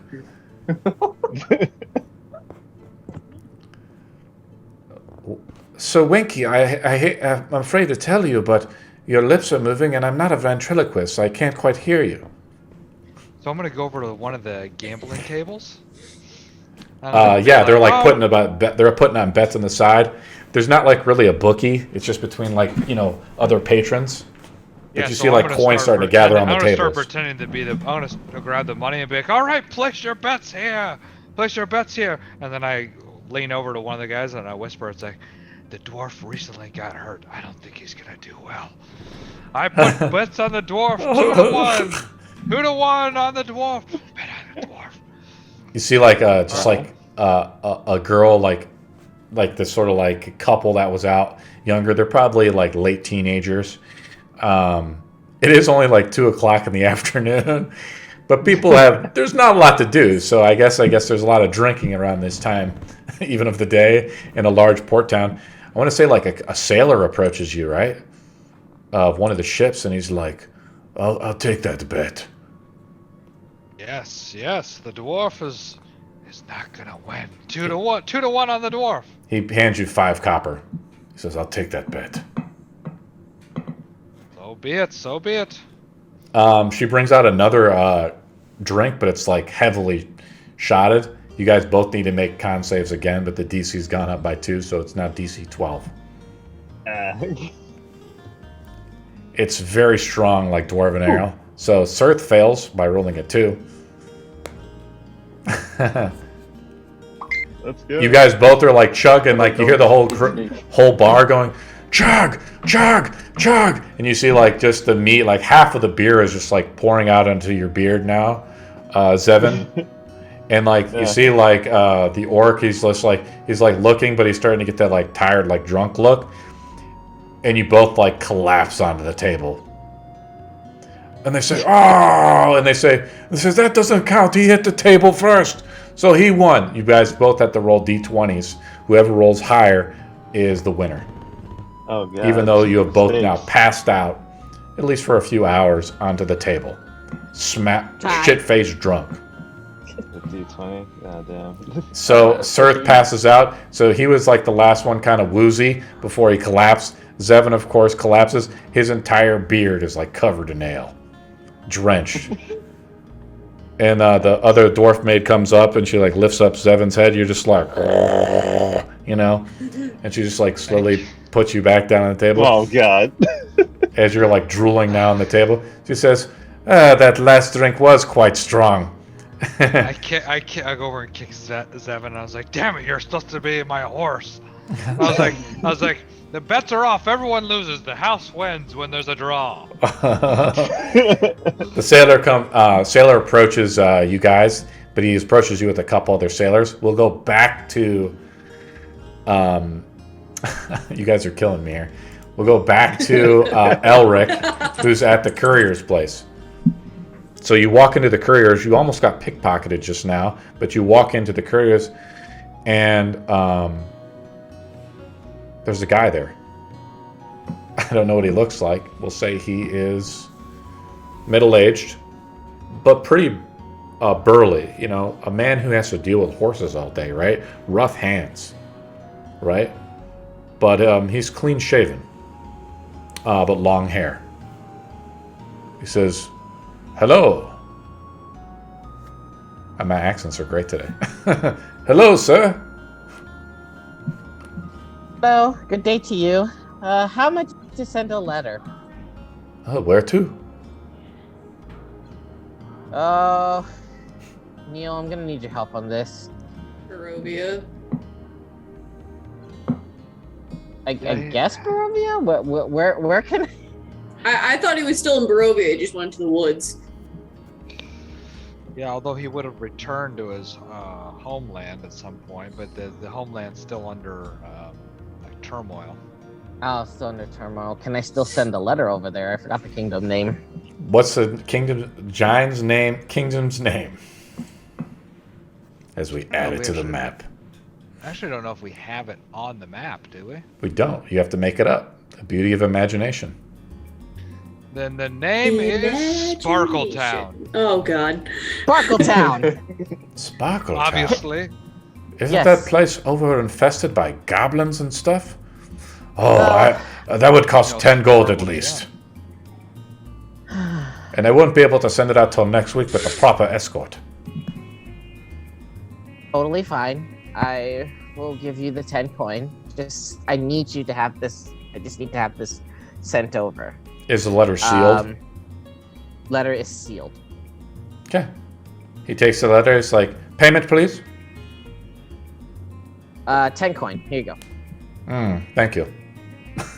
You hand him the 10 coin. You can only assume he hands you like a receipt, I guess. But I guess it's like the receipt is very generic and basic, just saying that, you know, basically a task is supposed to be performed and that it is supposed to be performed in good faith, right? And you can only assume that your letter will be delivered within a week to Jynes.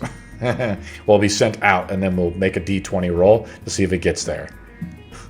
Sparkletown. Yeah, for Sparkle Gem, right? Yeah, your last name is Sparkle Gem. All right. So Is that all, my lord? Roll, then?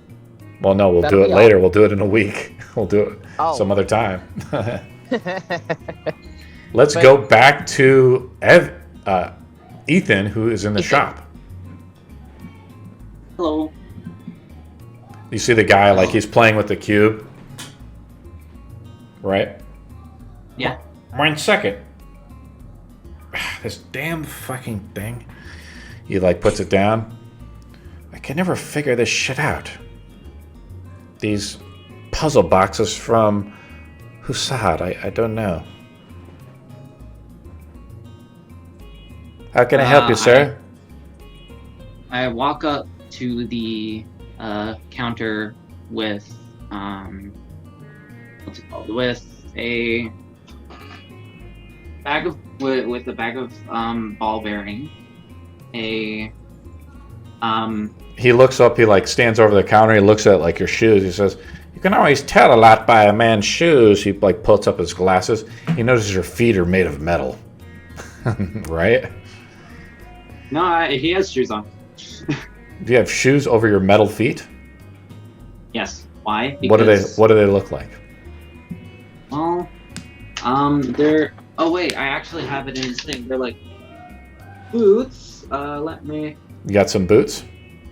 Yeah, let me find him really quickly. Right here. They're like. I'm pretty sure they were leather boots with like 2 straps around the top, and it's like. Nice. Yeah, they're kind of like Rangers boots, they're right? the same color as what? Like yeah, Rangers I boots.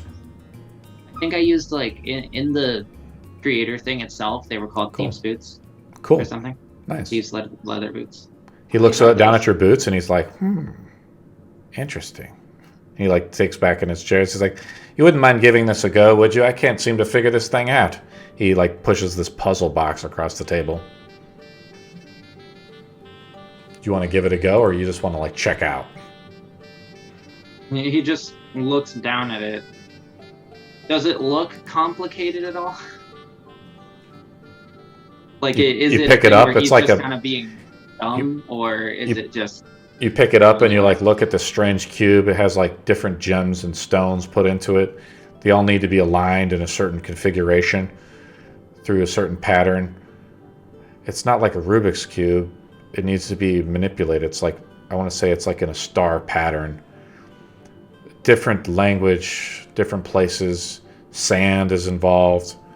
Things need to be moved in certain times. You'd have to make a roll on it. Do you want to make a roll on it? Yeah, he's just gonna look at it, and then he's just gonna put it back down and be like, "I don't have time for things," and he's just gonna put his stuff up on the counter, which is just the journal.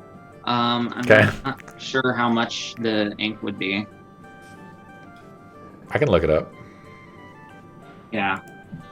But other than that, it's a bag of ball bearings, you grab a crowbar. 1 ounce ink, bottled ink. That's 10 gold. Wow. Okay. Yeah, Uh, that's what I have at least. I think that's correct.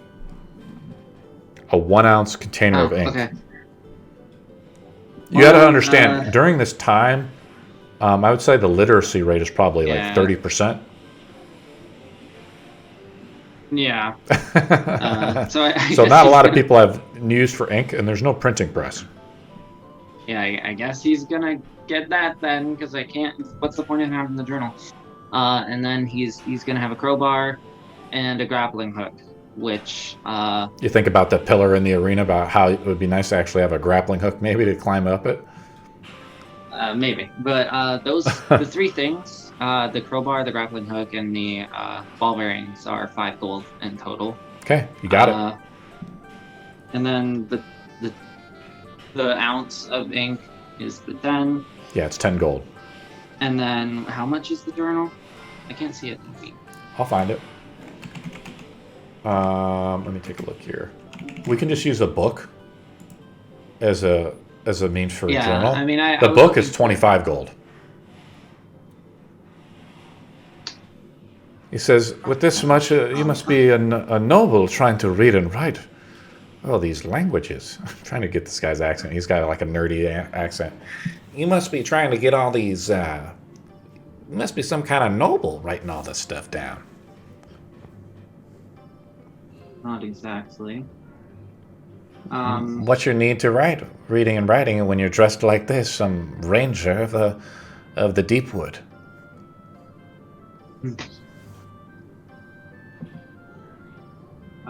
You like remain stoic. You don't say anything back. He was just like he was just like possibly, and then instead of getting an entire book, because apparently journals are expensive, I'm gonna get multiple sheets of paper, probably about like 10, which is around 20 silver. I'm not sure how that translates to gold. Each parchment is 1 silver piece.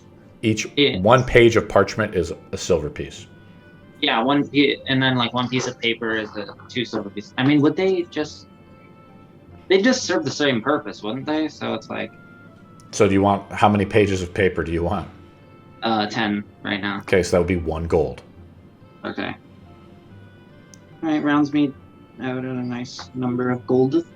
Yeah, I'm just gonna take that, give him a slight nod, and then turn around and make my way out. Now the way it's priced, it's actually how it's priced, but we can just do it like this. This is our first go at it. Theoretically, how things are priced is that is the sell price. Now, when the merchant charges you, he might charge you, a margin over what it's to be expected. I'll make a D20 roll next time. But thanks. You have some supplies. You got some. Got some stuff. You don't have any ink, right? But you do have some pages. I did. I bought the ink. Okay. You bought the ink for 25 gold? The ink was 10 gold, not the journal. 10 was gold. 25. I'm sorry, you're right. That's why I bought the papers. You got it. We go back to the tavern. What was this tavern called again? With the fancy flamingo. No, it's called the Nice Giant Bar. Oh. Oh, I was thinking something like the broken The bow. crowd, like, as Winky, like, kind of waves off everybody, the whole crowd, like, in there goes, oh. They all gave, like, a collective, like, sigh of disappointment as both Zevin and Sleuth have passed out cold onto the table. Both unable to hold their liquor. I'm gonna like clearly pocket the money because I waved off. It's like everyone loses, the bets are off. Roll a Let's d20. See if anyone. You've made like some random, bets with strangers and stuff like that. But you were kind of betting, and you like kind of shifted the odds. Sure. And this is how many copper pieces you kind of made out with. A random d20 went to a 3. So you got a 3. You got 3 whole copper out of it when it's all said and done, like paying out people and paying back, so on, kind of honoring the bets. The sailor approaches you, though. You have his 5 copper. He's like, he holds it out, his hand for 5 copper. So you actually, do you give him the 5 copper? Sure. Okay. What else do you guys do? You guys are basically passed out for like an hour. We're gone. So, yeah. Is there any way we can like get up through willpower right now? Yeah, sure. Why don't you guys both roll a d20? Both will actually with con saves, right? That's it. All right. That's right now about 2:30. Rue, what are you doing? I'm just watching it all happen. Sitting back, Oh my wiping down my, blades and taking a sip of gin or whatever the hell I have. As this is happening, Ethan, are you going to the docks or where are you going, buddy? You going to go to the bar where these guys went to? Well, I presumed that by the time Ethan was done in the shop, I thought maybe Elric would be making his way over to the shop. So what I was planning on doing was just waiting for him to get out. Okay.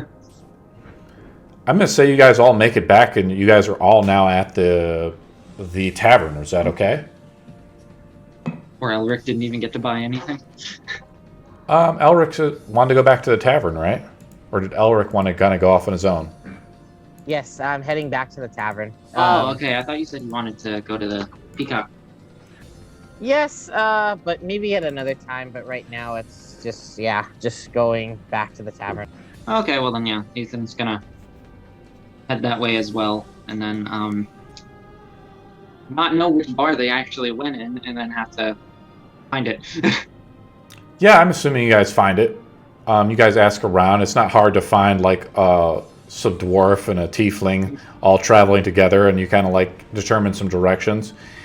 You guys all get back to there. It's right now 3:30 in the afternoon, about a couple hours before your meeting with the merchant. You guys have woken up from your stupor. You've had your nice shepherd's pie, your drinks. You guys are all kind of full. Everyone would have to subtract 2 silver if they ate or drank at the tavern while this is all happening. The 2 that had the drinking contest have to subtract 5 silver. Well, imagine needing to eat couldn't be me. What do you guys want to do? Do we want to head to the shop before we go see the merchant, or should we just go see the merchant? Or do you guys want to do something else? I slightly forgot how to change money. It's in the character sheet. I think you go into edit. Okay.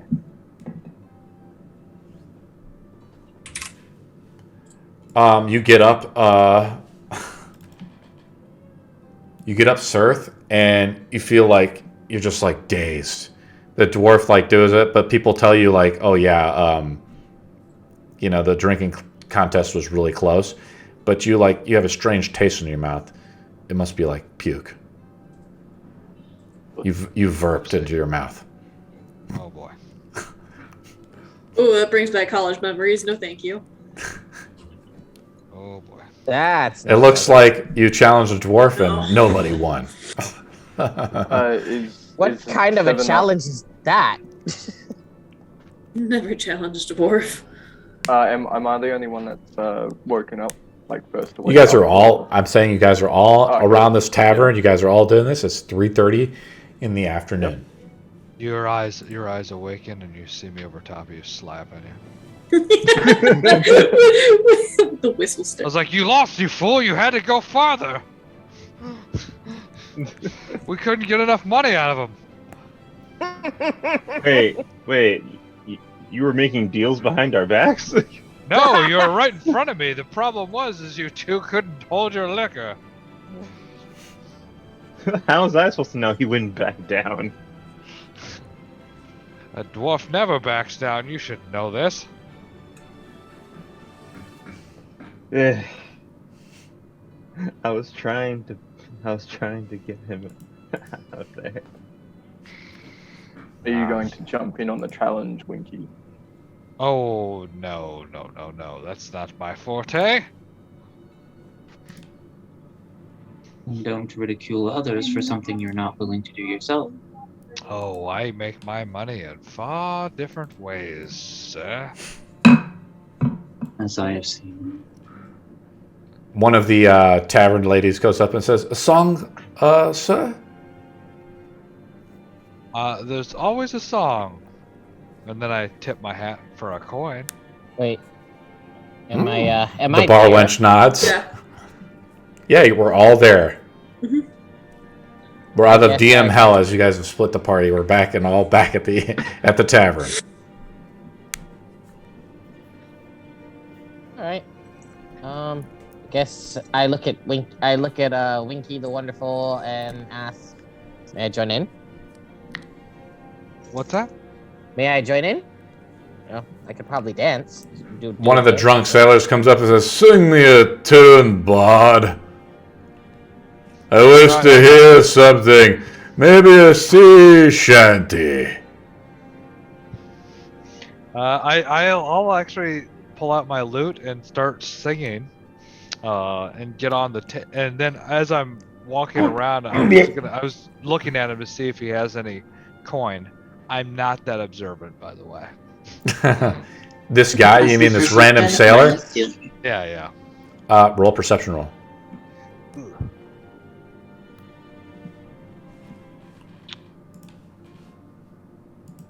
Just realized that me and the cleric are the only wisdom casters in the group.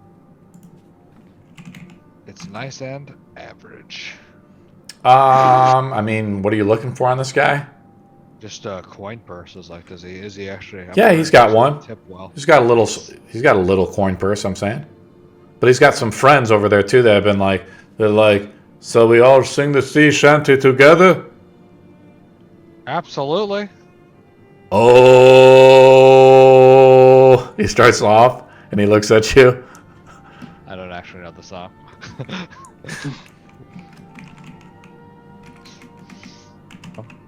I'm looking it up.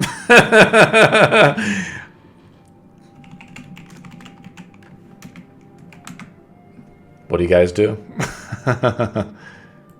Here we go. I'm pulling out the stuff here. Let's see if we can pull one up. Oh, that song.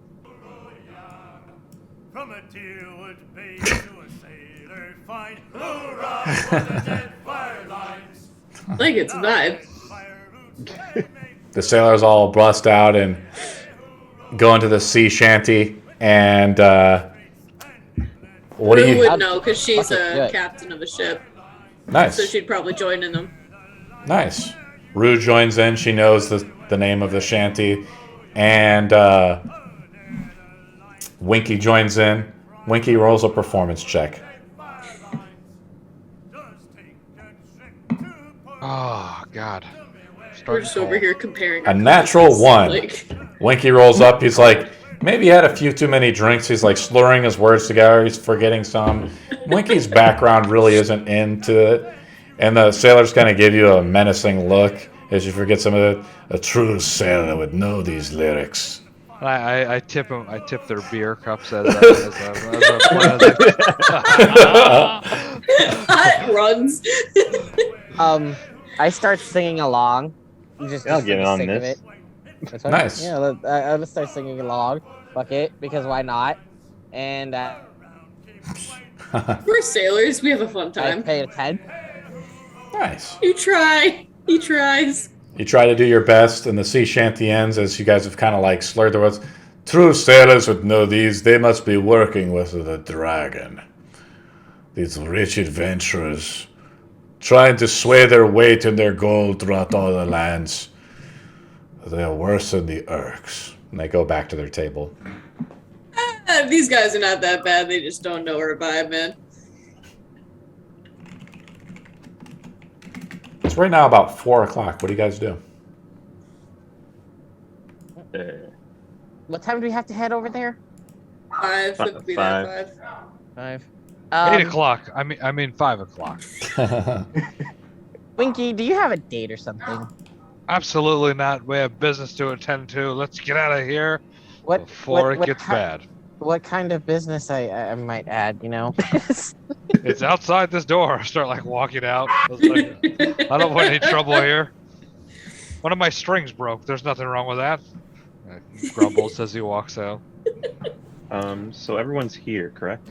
Yep. Yes. Well, we're walking out, yeah. Ed, Go ahead, Zevin. Okay, I was gonna say, so you two have been to the apothecary, correct? The wares and stuff. Both of them are The muted. general goods, yes. Yeah, it's just Just general eating good store. those, yeah. Do you know how much it was for healing potions back there? More than you have. Good to know. Good to know. He just You have a nods. number for that? If you must know, it's around 50 per potion. Thank you.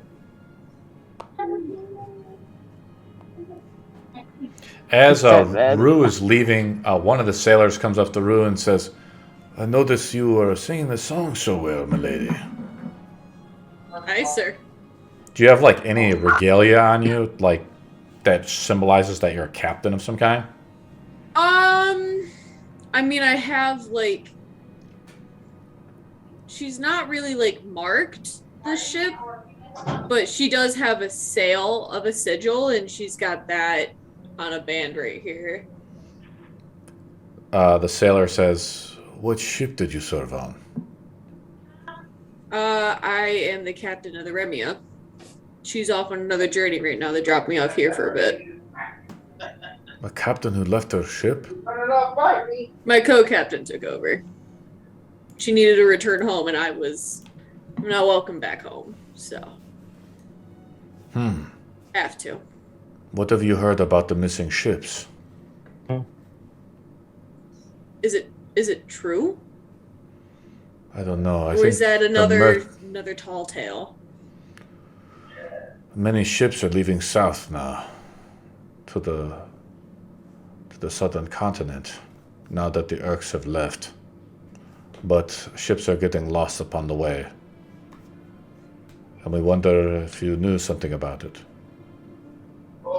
I've only been up north for the past 15 years, so I haven't sailed down there in a long time. So I wouldn't know.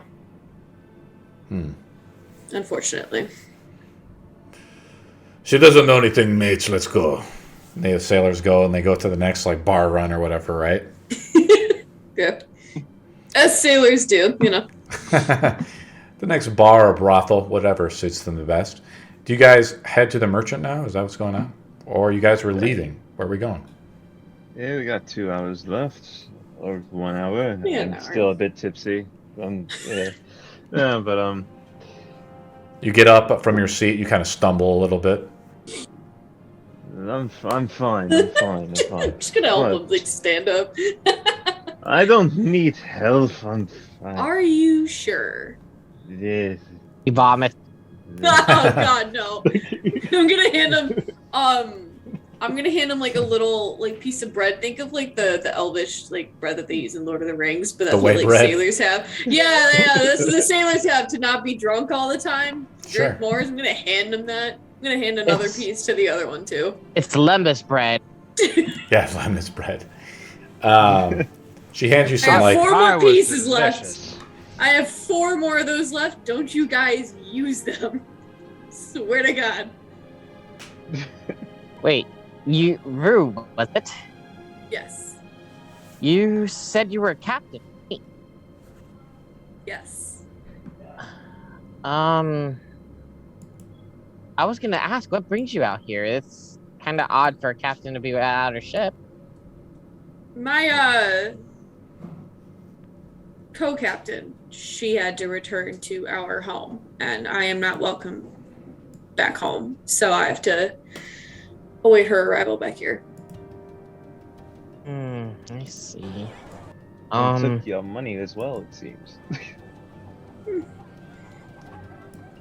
She's got all the good men with her, so we don't have any.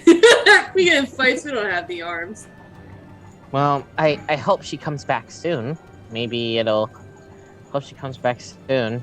I suppose no captain should be without her ship. Think of it as two captains. Well, It's our nice ship. Oh, well, it's a nice vacation. Yeah, land's not really my thing, so it's a little weird. Enough, it makes sense. I've been wandering this part of Zin for almost 20 years. Seen anything weird? Other than you know that whole darkness thing? Aside from the darkness, nothing else. I mean, I was actually into like the disappearing ships or something like that, but that's all been hearsay. You know, it's funny, the captains, the other guys back there, they were saying the same thing. Disappearing between here and the southern continent. Do you know what's in the southern continent? My home. Shit. So I have not been there in like 15 years. That's very interesting. I don't think we have to worry about that, though. We're on land, unless we're sailing somewhere. Yeah, then that would be indubitably a problem. Yeah. The head of my clan has, the last time I spoke with him was over 20 years ago, but I'm not sure if anything else with the receding darkness, he might have something to do with it. Well, you're person, the man at the top of your clan sounds like a swell guy. Oh yes, bit of a trickster. Neil's like, yeah, I am. Shall we head over to this merchant and, well, if anybody else wants to take over, but we're good. Sooth, do you have anything to say? As you've kind of like take some of this bread and like rinse it in between your teeth, some particles of like barf that has erupted from your stomach has come into your mouth. Gives it a bitter taste, but you've kind of tried to wash it down a little bit with some spit, I guess. And some orcish toughness. I was gonna ask, quick question. Do I see this actually? Like, do I see him like kind of barf or anything like that? You saw him, well, you were late, you were gone trying to deliver your letter, but you seen the after effects of the drinking contest. I want to do shape water and kind of take a bit of water from the water skin, and I basically like kind of do, or actually no, it's not even shape water, it's called water bending. So I'm just gonna like kind of flick my mouth, kind of flick it in, and I was like, "Sir, could you open up your mouth, please?" And then Just laying back fling on the it into chair. his mouth. You kind of get washed out, it cleans out like that. You guys like look then over at 2-7. His whole beard has been drenched in alcohol, so it has this like residual smell as you guys meander off to the Merchant Guild, basically where merchants are headquartered, like the offices. You guys meet with the secretary, and then you come into the office where Nico is at, and he's lighting up one of his pipes into his room. It's just like it's a well-to-do room, oils, bottles, drinks, and stuff like that. As you guys walk in, He like kind of takes his cane and stands up. He says, "Come in, come in. Take a seat. Or would you like anything to drink?" And he like smells a little bit. Wait a minute. You already drank a lot, haven't you? As he smells Seven's beard from across the room. What? No. This is just lunch. This is just lunch. You guys maybe have tried to like Lord, do some maybe. prestidigitation onto Sirth's clothing, as he probably threw up on it a little bit, so it's been cleaned up on the way over here. So you guys are a little bit more presentable to one of the key merchants in Stormbrook. And he says, "Well, that was quite a performance you put on there, lords and ladies, at the fighting pit. What drove you to become fighters of the pit?" I'm broke and I needed to send a letter to my clansmen. Oh. What is the name of your lord that you sent it to? Jynes Sparklegem of Sparkletown. Well, I've heard only dangerous things about that place, northwest of here, I believe. Last I heard, he was returning home from when I got in a message from him, and he's on his way back. Why? What's been going on ever since he left? I haven't been back in Sparkletown for about 20 years. Well, I don't know why you would be sending a letter there, but you must care deeply for your master. Clansman, but yes. Ah, pardon me. Clansman. But is he not your lord? I would like to say, I guess in royal equivalent terms, he is my lord, but rather he's our leader. And as you're like talking to him a little bit, you're like your eyes drift behind him, and you see like oils and like bottles and a lamp. The lamp, is strange runes on it. And he says, "Well, I summoned you all here because I have a problem, and I think you can handle an ogre. Well, I'm certainly you could handle some of my cargo.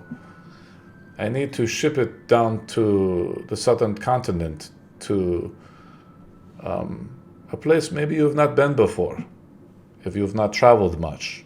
What about you, Captain? Have you traveled much to the southern lands? All over the world. Have you ever been to Husad? Not recently. It's a major port city, but we have large demands for our merchandise here now that we need to send, since we've been fortunately liberated by those adventurers who traveled north but 2 weeks ago to Borovia on the request of Lord Ian. And of course we're making money, and I will pay you half now and half later if that suits you.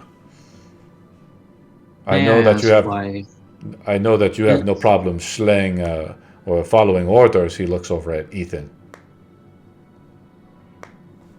May I ask why you're not sending possibly people trust rather than 6 strangers that you just came to know through a ring battle? I trust you. He's looking to hire. It's hard to find Found yourself sellswords a these crew. days. Many of the adventurers died in the last war. And there's not many brave men left, and those are our sworn outcasts. He looks over at Sooth, who's a half-orc. I telepathically go to Rue and I was like, he's sending us to the south? Just gonna nod. What's the cargo and what's my ship? The cargo is none of your business, milady, but I will pay you handsomely for it. 50 gold per person up front and 50 upon delivery. Well, we would definitely need a mode of transportation if we are going to head to the south. You will travel on one of my merchant ships. It's called the Grace of Conis. It's docked right now. We're loading the cargo in. It will be shipped out tonight. Wait, And who's the captain? I'm sorry, Master Dwarf. What is your request? I was gonna say, did you say 50 per person or? That's correct. It's not quite as dangerous as fighting ogres in the pit, perhaps, but some of the ships have gone missing on the voyage south. We don't know. I mean, we always have our sneaking suspicion that it is this one of the dragon who used to overwatch the city, but that dragon went missing long ago once the orcs came. But if a ship goes missing, you know how dragons can be. They could just, take the golden ship and everything in it and take it to some lair of theirs. Yeah.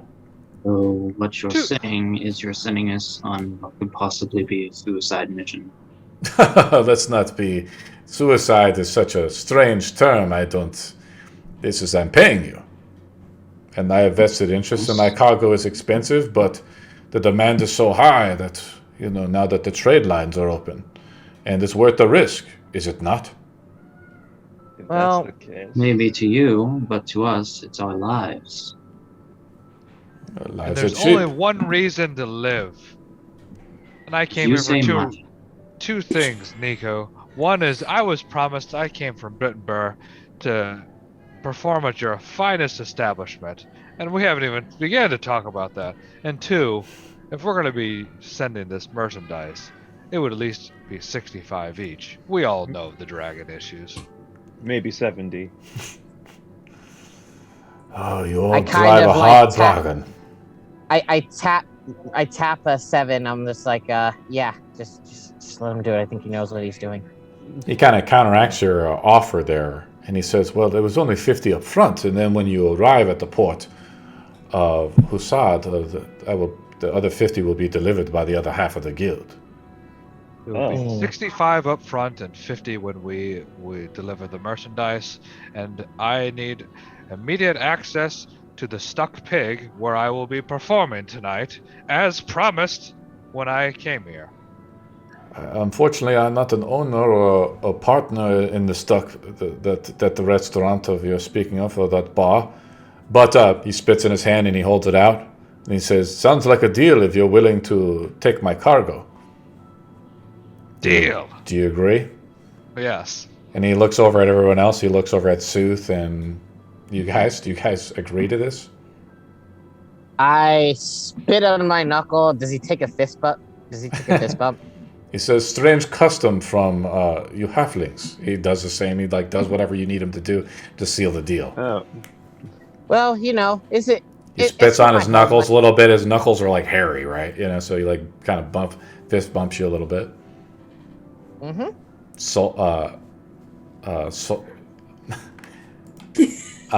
Damn it, Sirth, do you? I fucking these names, man. They get me every time. I need to have the cue cards like I did back at school to get all you guys' names. Sirth, do you? What do you do? Do you accept? What is it exactly that we're transporting?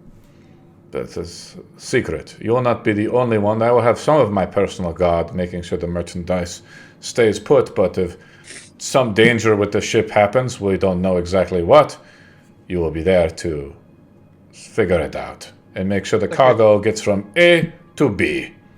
It's like a tip in the hat. You thank them for it, but you never look until later. Exactly, Master Bot. What about you, stranger? He looks over at Ethan. You're the one I'm looking at the most. You were able to slay that criminal out in the arena. You're good at following orders, so how about I put another sack of gold in your hand and you do what you're told? Well,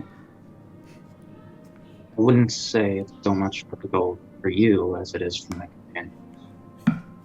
Or if they all agree, then I suppose, considering I owe it. Well, it seems like you are all doing this. Is this correct? He looks around to the whole party. Are we agreeing to do this? You have my spit.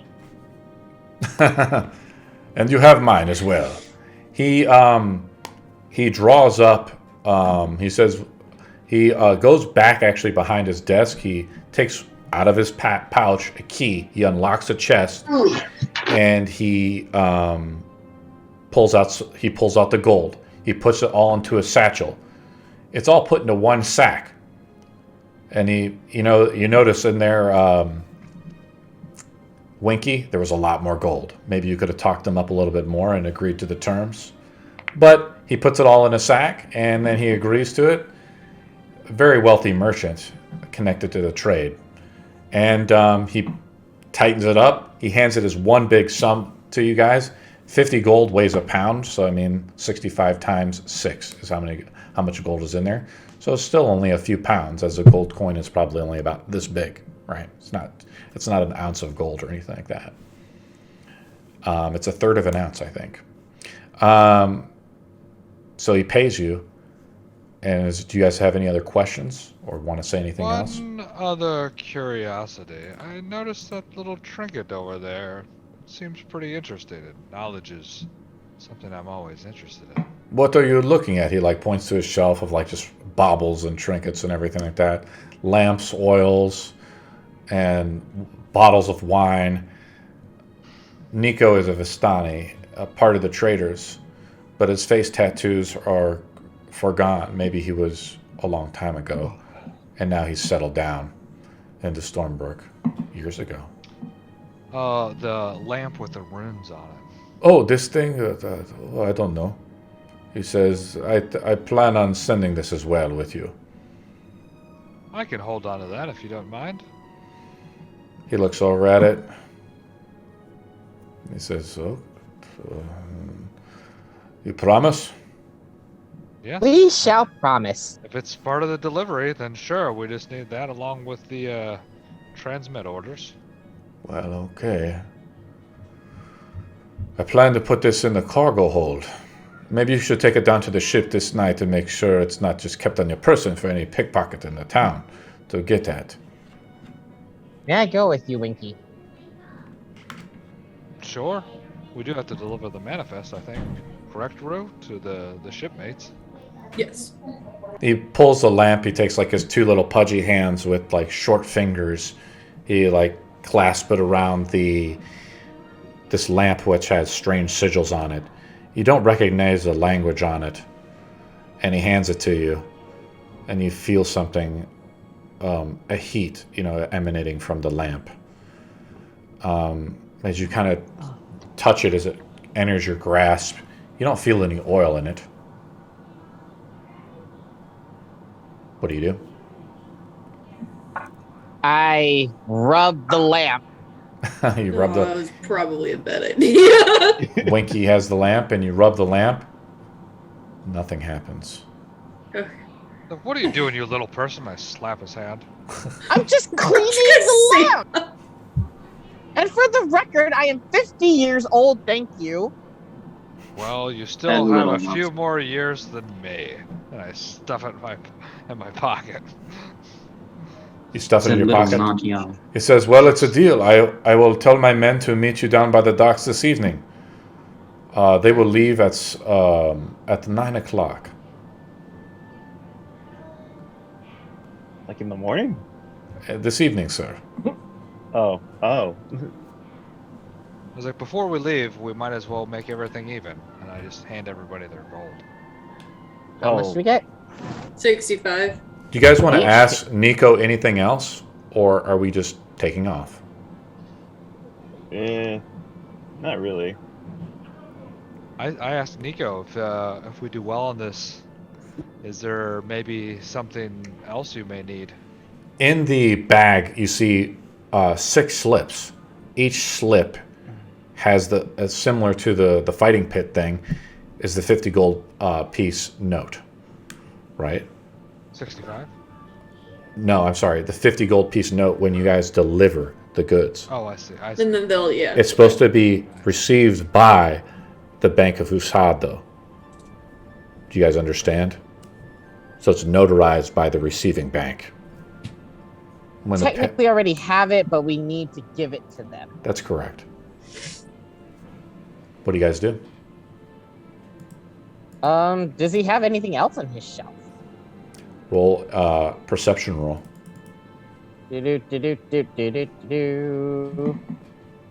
I guess as I ask him, I'm like, is there anything else that we need to deliver to him in order for us to, is there anything else we need to deliver for him, or is that it? Well, I can't read your mind. I'm not that special. So I don't know if I just hand you something, you won't just run off with it. I have handed you a lot of gold, and hopefully the receiving end has tempted you enough to complete our transaction. I'm gonna fuck with him and telepathically go into his mind. And you want to try to go into his mind? To speak to him in his mind, I'm like, are you sure? I'm definitely a mind reader. He kind of looks back shocked. He's like, incredible. He says out loud. He says, I knew I hired the right people. We won't let you down. Just let us know if you need anything. Do you guys have anything else to ask, or are we going? I'm good to go. Do you guys want to do anything before we go to the ship? Oh yeah. The Grace of Comies? Didn't someone in here say that they had business at 8? A date? If you want to quote a date as a business transaction, then yes. Quiet you. There's more important things. These opportunities come up all the time. Look, I don't question your other extracurricular activities, but we sure have to leave by, when do we have to leave by, Nico? 9 o'clock. I'm assuming you've left the quarters, and you're now down in kind of the reception area of the guild hall. It is now 5:30. I mean, I'm sure you have other businesses to attend to here in the city of Stormbrook, but we do have a clock. Yes, there's the here, stuck pig. Of course, I had a performance lined up, but clearly not. This is really upsetting. All I can say is, Twinkie, just have fun. Have fun with it. How can I? That's where I get all my money, is through the stuck pig. Those fools drink too much. I mean, we have the option to sell you if you need to. Well, like I said, there's always more opportunity. Exactly. So, Rue, is it best to deliver the manifest now, and make sure that they know who we are? Yes, I'd like to get accustomed with the ship we'll be on for a few days. So it might be good to get familiar with who the people are as well. Yeah, you can check the ropes and all that other mishmash, blah blah.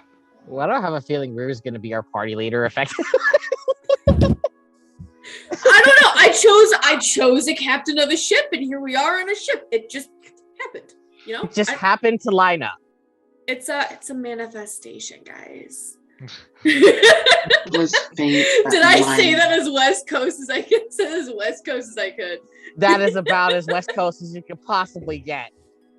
Manifest. Right. I guess we're gonna start heading down to the docks. We're just going straight to the docks to kind of prepare the ship. Does anybody want to go back to the general store to buy anything before we leave? Now that your pockets are filled with gold.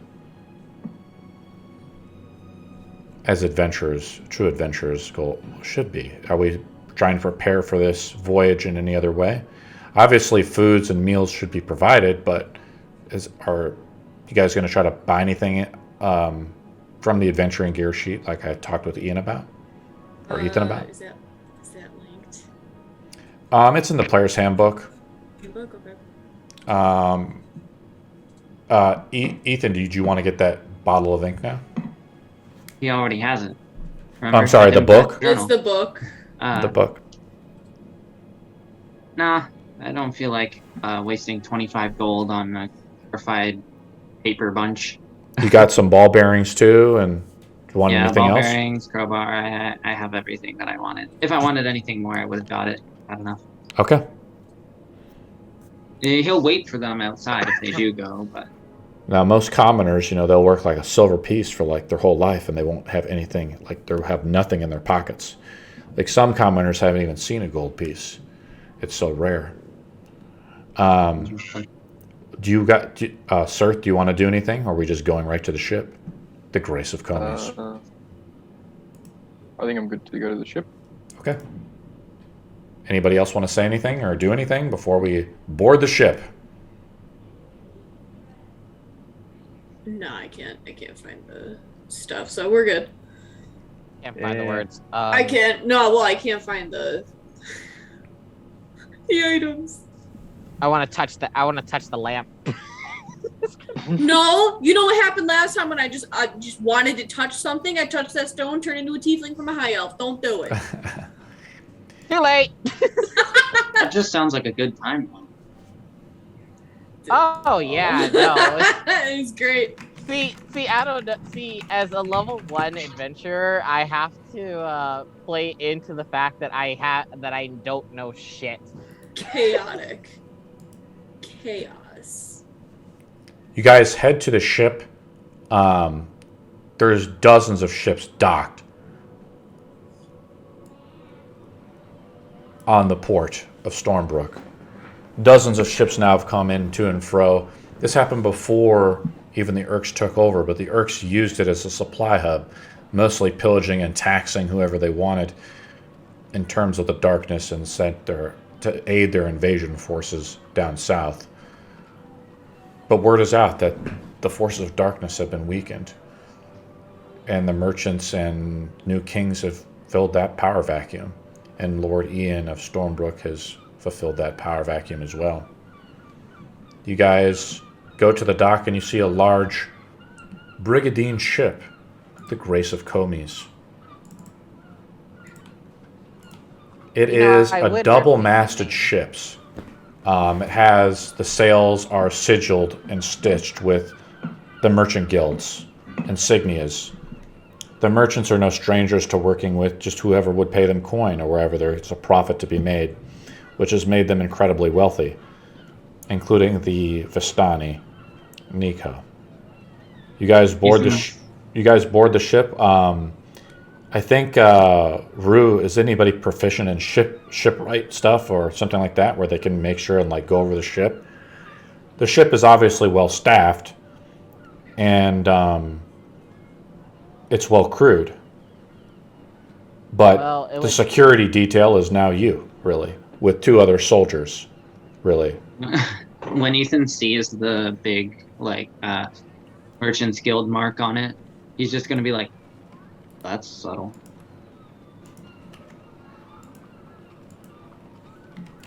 This is kind of what a brigandine ship looks like historically.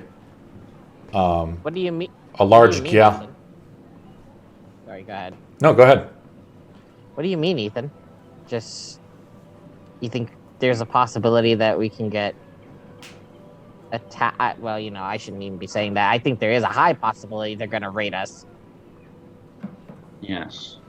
If you're a pirate on the high seas and you see a giant ship with a big Merchants Guild symbol on it, what are you going to think about doing? I would rob them. Well, I would rob them, of course. Precisely. Any ideas on how to, I don't want to say get rid of it, but rather hide it? I mean, I personally presume that our merchant friend wouldn't take kindly to us defacing his ships, although I just simply think that it's not the most intelligent move. I do agree. I mean, this is, like you said, asking for us to get robbed. Oh, you two worry too much. Really? We have Rue here. She can navigate any ship. You might be able to navigate any ship. However, it's not a question of Rue's strength, rather the strength of the crew and the ship itself, and whether or not we fend ourselves off from another attacking ship. It's all logistics. we have to trust the ship's crew, regardless. If we Yes. can't trust them to fight, we have to trust each other to fight. All we can do is trust the crew to at least do their jobs. Correct.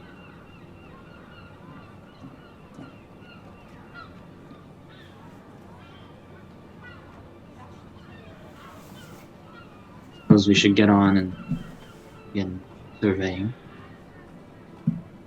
I don't have a good history with ships.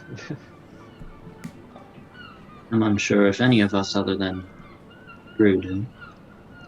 One of the sailors, like tying the knot, says, "Having a dwarf on board is always good luck." Oh, he like looked over. He looks over at them and says, "It looks like we have two dwarves." He looks over at.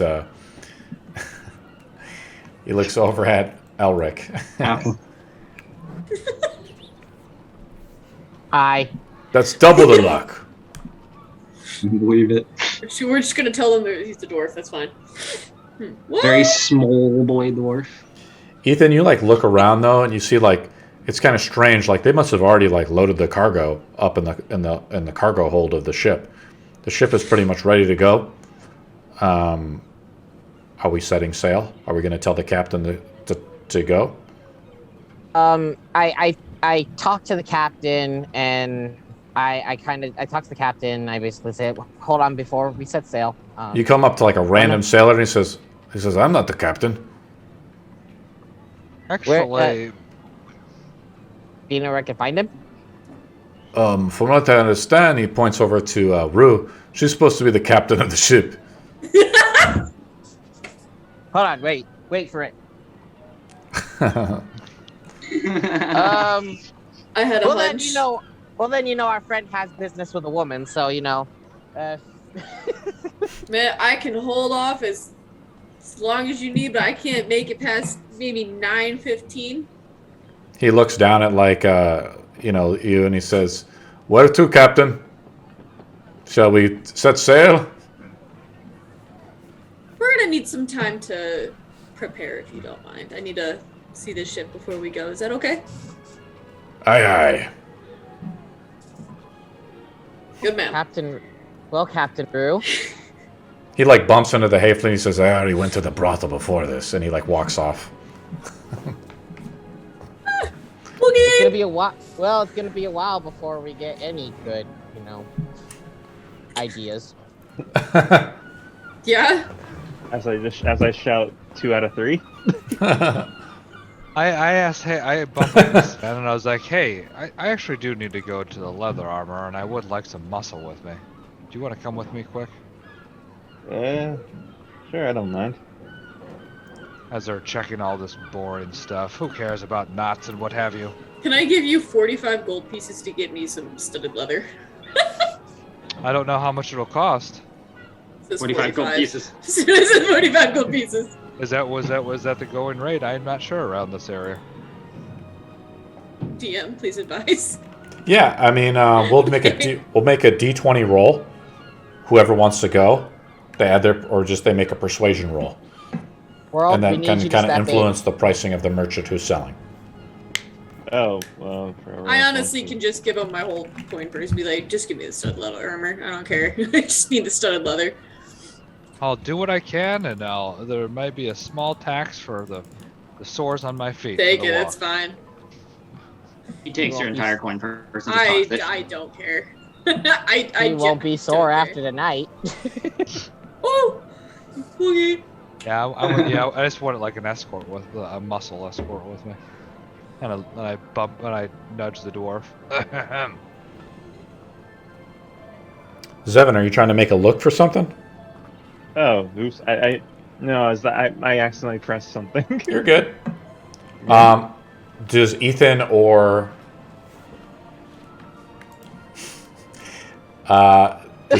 Ethan or Sirth want to do anything? I'm gonna go with Winky and 7 To the armor? Yeah. I'm actually going to go to the Peacock and pick up a healer's kit. Okay. You mean Can you get me another one too? Can you get me one too? We're just sending him to do it. my gosh. So basically, Elric hands you the Conan purse that he has, and he wants you to pick him up another healings kit. Okay. We'll need it. You guys head off to the stores. You can just add it to your sheet, but let's roll a d20. We'll roll it from Sirth first. Roll a d20 or persuasion roll, and we'll see how much the merchant charges you over the market price or the selling price. If you're wondering what Ethan's doing, he's just gonna stay with Rue. Okay. Okay, okay, so it's literally half and half. Okay. Yeah. I get a 19 on persuasion. Nice. So they're only going to charge you 10% above market price, right? Or the sell price. Okay. Winky makes a persuasion roll as well, right? Because you guys are going to the armor. You guys go to everything metal where the dwarf tries to negotiate with you guys and try to sell you the goods. What'd you roll? 10. Nice. So just metal roll. So we'll add a 20% premium. The standard margin. So whatever it is, I think it was 45. So we take that times 1.5. It's 54 gold equivalent. Okay. Anything at the armor. Can I barter them to sell my rapier? And I'm like, this is a fine piece of metal. You can tell it's never been used. A trade? You trade? What are you trying to trade it for? I'm trying to trade it. A trade, lad. My rapier and my light leather armor. What are you trying to trade it for? This for the studded leather. I'm like, this is of the finest quality, handmade directly from some elvish place that you've never heard. Roll a d20. So if you roll let's say if you roll a 10 or higher. I am so disappointed. If you roll a 10 or higher, he actually has 2 studded leathers in stock. You're telling a bard to roll persuasion. Damn it! He only has I 1. can't get above a 10 to save my Oh, life. good. He only has 1. That's fine. It'll take me another week, sir, to build another one. Well, do you want the armor that I have? Well, obviously I like gold. Oh, so what's the trade then? Gold for armor. 54 gold, sir. Okay. Bard the barterer. So you do not. It so is, he does I mean- not want to buy my. It's items? up to you. If you want to do the yeah. trade with him, the trade again is just because the margin you sell. So you sell it to him for the sell price, which is listed in the player's handbook. The margin I charge you is 20% higher. Do you understand?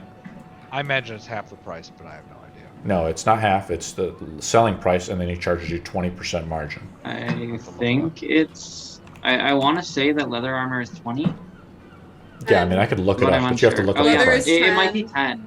Yeah, it's 10. It's 10, and then I you remember said your looking it up. rapier.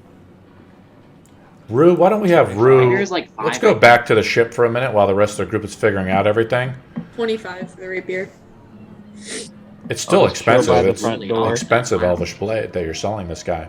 Rue, let's go back to the ship. What are you trying to do on the ship? As apparently you've become the captain of the ship. The merchant cut another. Nico cut another corner, and it somehow swindled you into becoming the honorary captain of the Voyage. Yeah, I'm gonna just get a feel for the ship. Rue will listen to see, how the wood creaks when it speaks to her, how the water feels against it. Standard like knowing what you drive kind of thing. You look out to the sky. It's a red night. Sailor's delight. Apparently, the voyage is blessed, especially with the dwarf and the halfling on board. Maybe we'll grant some boon. You can roll a d20 to do basically a general inspection of the ship to make sure everything's in place. All the knots are tied off correctly, as you can kind of give orders to some of the crew. It's 16. The dwarf and the little dwarf. You kind of are making through. You're going with Ethan through the ship. You find a few knots that need to be redone, and you point them out to the sailors. Then you go below deck, and then you see the guard posted in front of the cargo hold. He says, "Sorry, Captain, you cannot enter." That's fine. I was just greeting everyone who's on the ship, making sure everyone's okay if they're set for their voyage. Need anything? I suggest you go to the mess hall and maybe get yourself an ale. No can do. We gotta sail this ship sober, man. Maybe when we dock. I'll buy us all beers. You're already better than the last captain. Alright, that's good to hear. Ethan, do you want to say anything? Not to these two.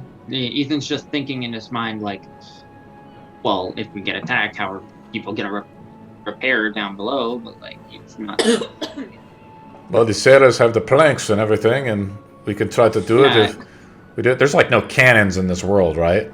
At least there's not. Are there not? No, not really. There is firearms, but like it's not like widely used and distributed. So there's no cannons and stuff to like blow holes in the hull or whatever, right? So you're thinking of those sailing games or whatever it is, where you play those jank. Yeah, Sea of Thieves, something like that. But after we get going, Ethan's just gonna finally kind of speak up through, and he's just gonna be like, I don't understand how you trust that man with any of your, let alone 45 gold pieces. Which man are we talking about? Clearly there's a lot of them. One you gave the gold to, who is currently out buying armor. Oh, Winky? It's an intuition instinct, man. That's humans have it. I mean, tieflings. You know what I mean. You're half human. You get the gist. It's slightly amusing that learn that people assume that warforged such as myself don't have these feelings. They don't. They don't know. I actually fought with a warforged back home. Trained with one. Best friend. Lovely.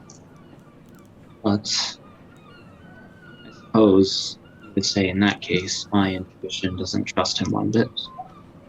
No, that's fair enough. However, I suppose I can't mind on me. I was just curious, I suppose. And you seem of one of the few people here who has the right mind. It's a lot of years on sea to develop that. That's for sure. A lot of years by yourself as well.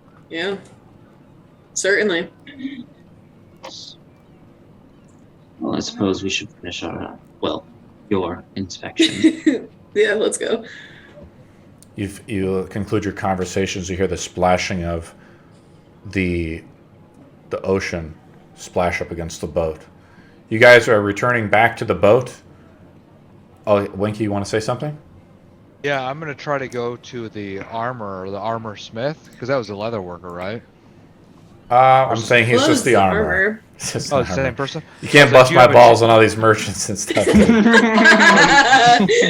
this time. I'm not Matt Mercer. I can't play like 1,000 of these different guys. It's like, it's quite the disappointment you don't have another set of leather armor, but you would convince me if you had a chain shirt available.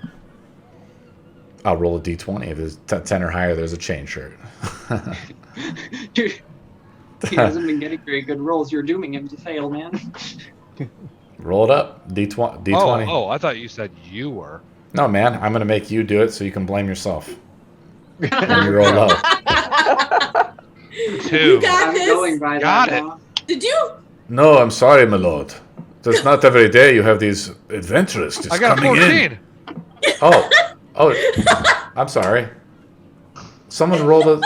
Oh, I Let thought me it have was a my 2. moment. I'm sorry. No, he no. said 14. He said 2. You mean I thought it was gonna be a 2. Oh, I got cucked by the D&D roller thing. Yeah. Okay. So you were lying. So it's like wiggling there, and it's like... Okay. Yeah, he's got a chain shirt. You want to buy it? Absolutely. Yeah, The it's going not too rate of bad. that I've heard is 45. Thank you so much, sir, for your service. 45? I don't think so. 60 gold. I just gave you a great bargain on my elvish blade and my wonderful untouched armor. This is gonna end well. Make a persuasion Use- roll. You can also use the rest of the coin, man. So you know. That's, I step See, forward. Rue gave it to you Point. fully knowing you're probably going to use Zevon, the rest. what do you say? I step forward and I ask, "Is there a problem?" Yeah, this cheapskate is not going to pay me all my gold for this chain shirt. He has it like on the counter, like the shingles of it or whatever when it places on the counter. The metal that runs together and all the thousands of iron rings on it. It says, Like- Master Dwarf, all I ask for is coin. You know how it is. Indeed. But let me look at it. Let me see the quality of it. Let me see how good it looks to see if it's worth how much he's asking for. Make a d20 roll, an investigation roll. Investigation. All right.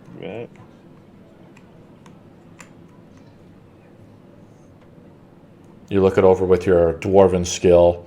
You've seen the forge's fires, hundreds, maybe 50 years ago before the last war, deep in the mountains. You rolled really high though, but you have a dump stat with a -3, but you still roll really well.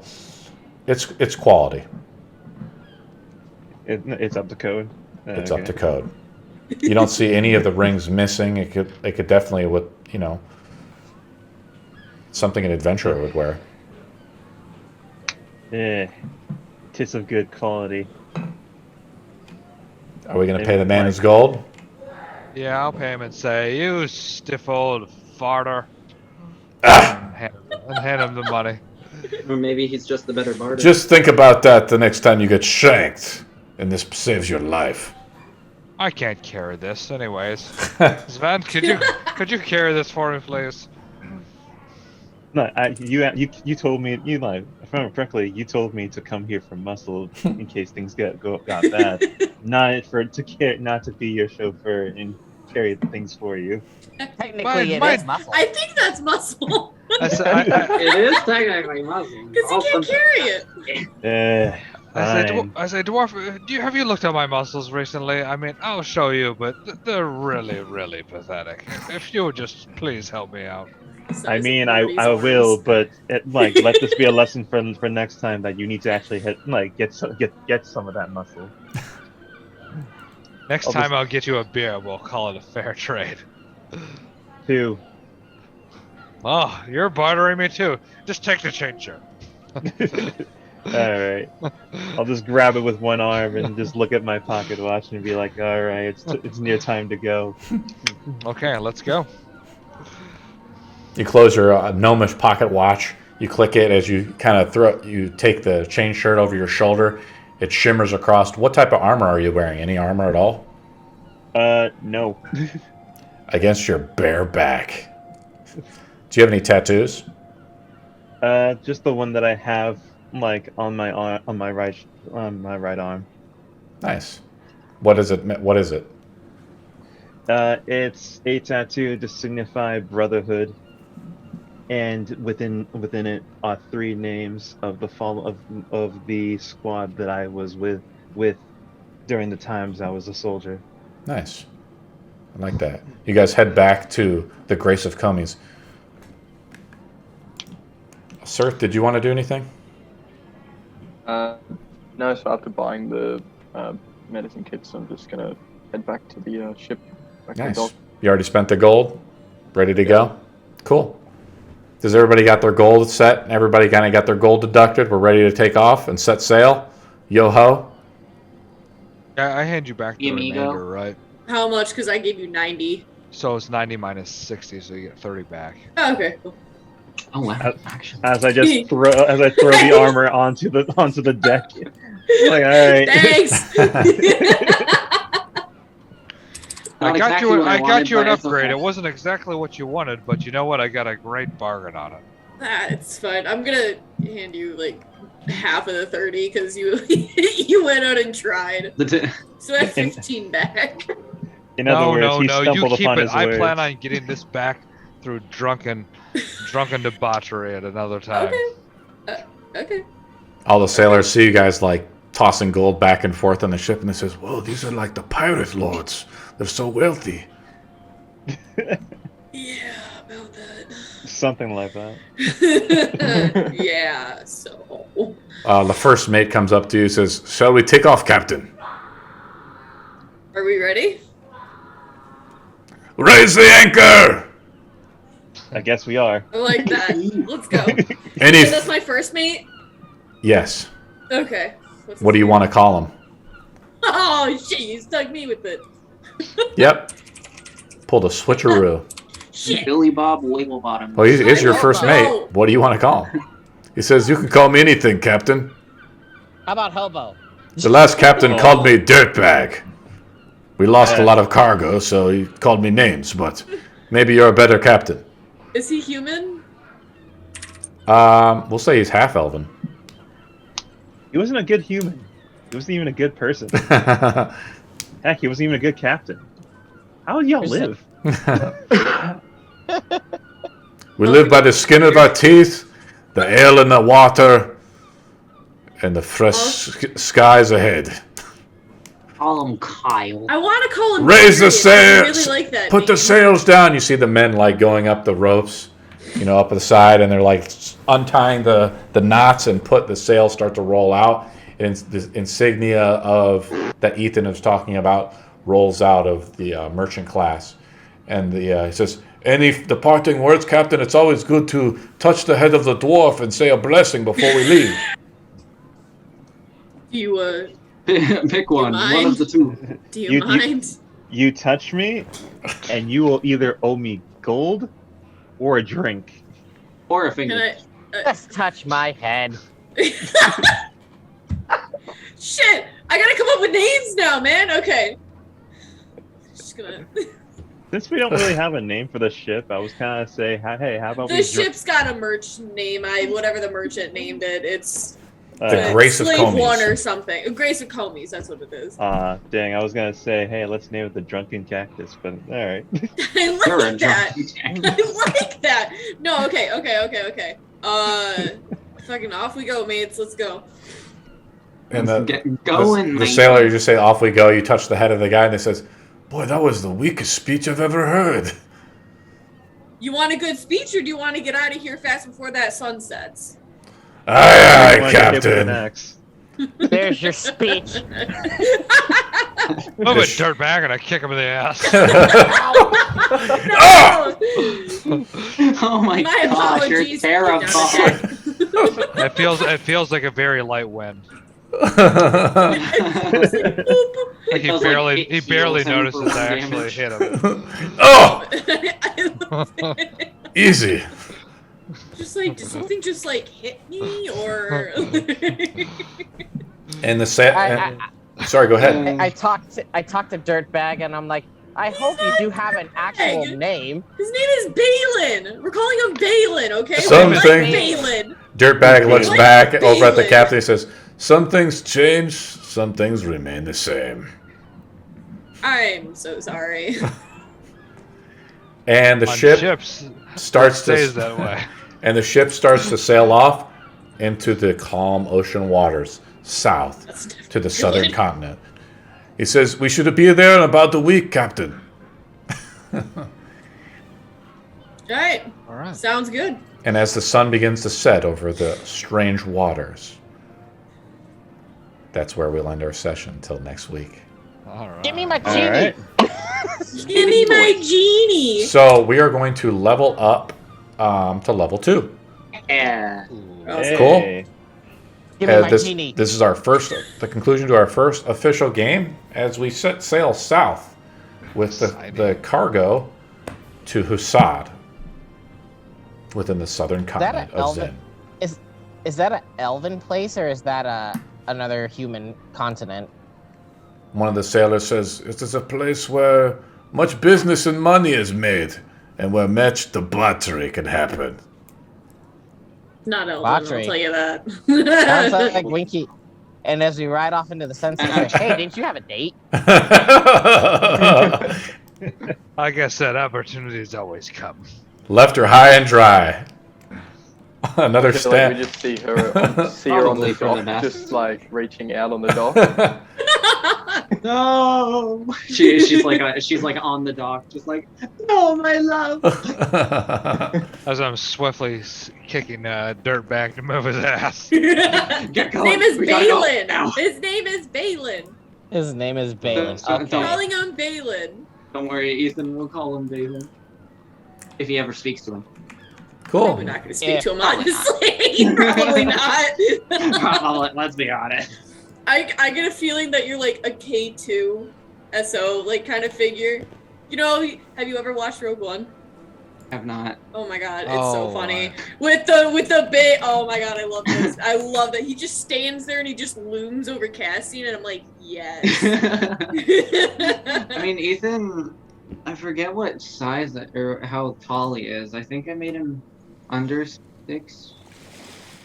I made him 3. I made mine 3 feet. Hey. You guys have any questions? So you guys are going to be level 2 starting next game. Cool. Huh? Okay, I picked my. Yay. Okay, I already picked my patron, Jynes. Very nice. I want to be in a bottle. All right, I'll see y'all later. Yep, same. See you Yeah. guys. I am kind of curious. Did we do any short or long rest, or we still haven't rested at all? Yep, we do. long We're rest. going through a long rest All right. as we start into the next adventure. Sound good? Yep. And I mean, I think earlier in the bar you got a pretty long rest. Hey, that didn't really count. That was just a spur. Yeah, you were so knocked out from all the alcohol that it just counted as a long rest, even though it didn't last that long. Yeah. Yes. So my exhaustion is gone. Yes. No, you still have exhaustion. Yes. You're not allowed. My ability checks are shit.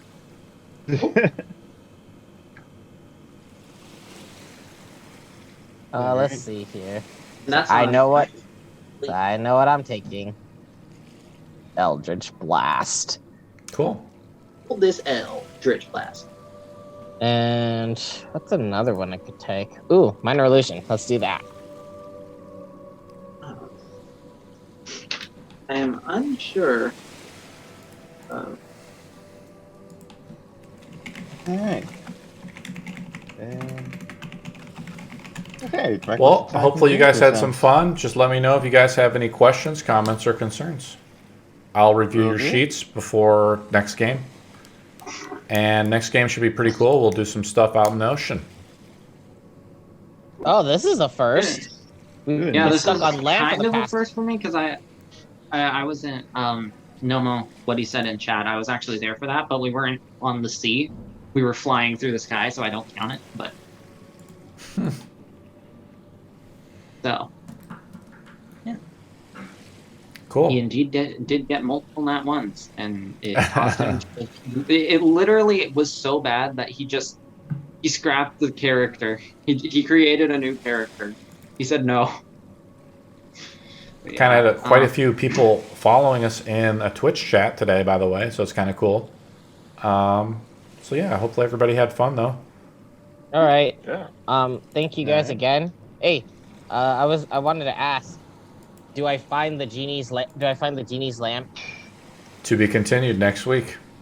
Okay, yeah. I want to do it. Let's touch that lamp, Cool. Yeah, it sounds like we'll do it next game. guys. I'm gonna get spells, so I'm happy. Cool. You having fun? God, your name is so confused. Sirth. Yeah, man. Yeah. Okay. Feel free to chime in. You know, if you want to say something, comment. You're always welcome to chime in and say something. I like your character. Are you an oathbreaker, like you said? Is that why you said you didn't believe in any god or anything like that? He's a cleric. Oh, that's right. So it's, yeah, the backstory is sort of like having fought for the darkness, and then coming out of that, sort of finding religion. I think it was Castime I've written into the backstory. It's sort of shown us, teachings, and he's sort of trying to follow that and find redemption. Did you write me to? Did you send me a message on that? Why don't you, if you written it down, send it to me. Yeah, I think it's just in the description. Oh, in your description on your character sheet? Yeah. Okay, yeah. cool. Thanks, man. Yeah. Alright. We'll kind of do something cool, which it's harder to do on tabletop. We'll do some maybe ocean stuff next week. Some kind of cool naval encounters. warfare. We'll do something maybe like that. Cool. Yeah. Maybe you guys won't kick Dirtbag too much. Yeah, I feel like I'll sort of like come to the defense of that. Sort of kind of follow that. So hopefully Dirtbag doesn't get beat up too bad. See, I like Winky's, like, me as a player, I find it amusing to watch Winky do his shit and all that. It's really funny, like, from an outside standpoint. But in game, Ethan doesn't trust him as far as he could roll. Yeah, just go with the flow, guys. At all. Yeah. So. You never know how it's going to turn out. I do enjoy it. I'll see you guys later. Take care. Okay. Bye-bye. I will go exist. See you later, buddy. It was fun. Bye.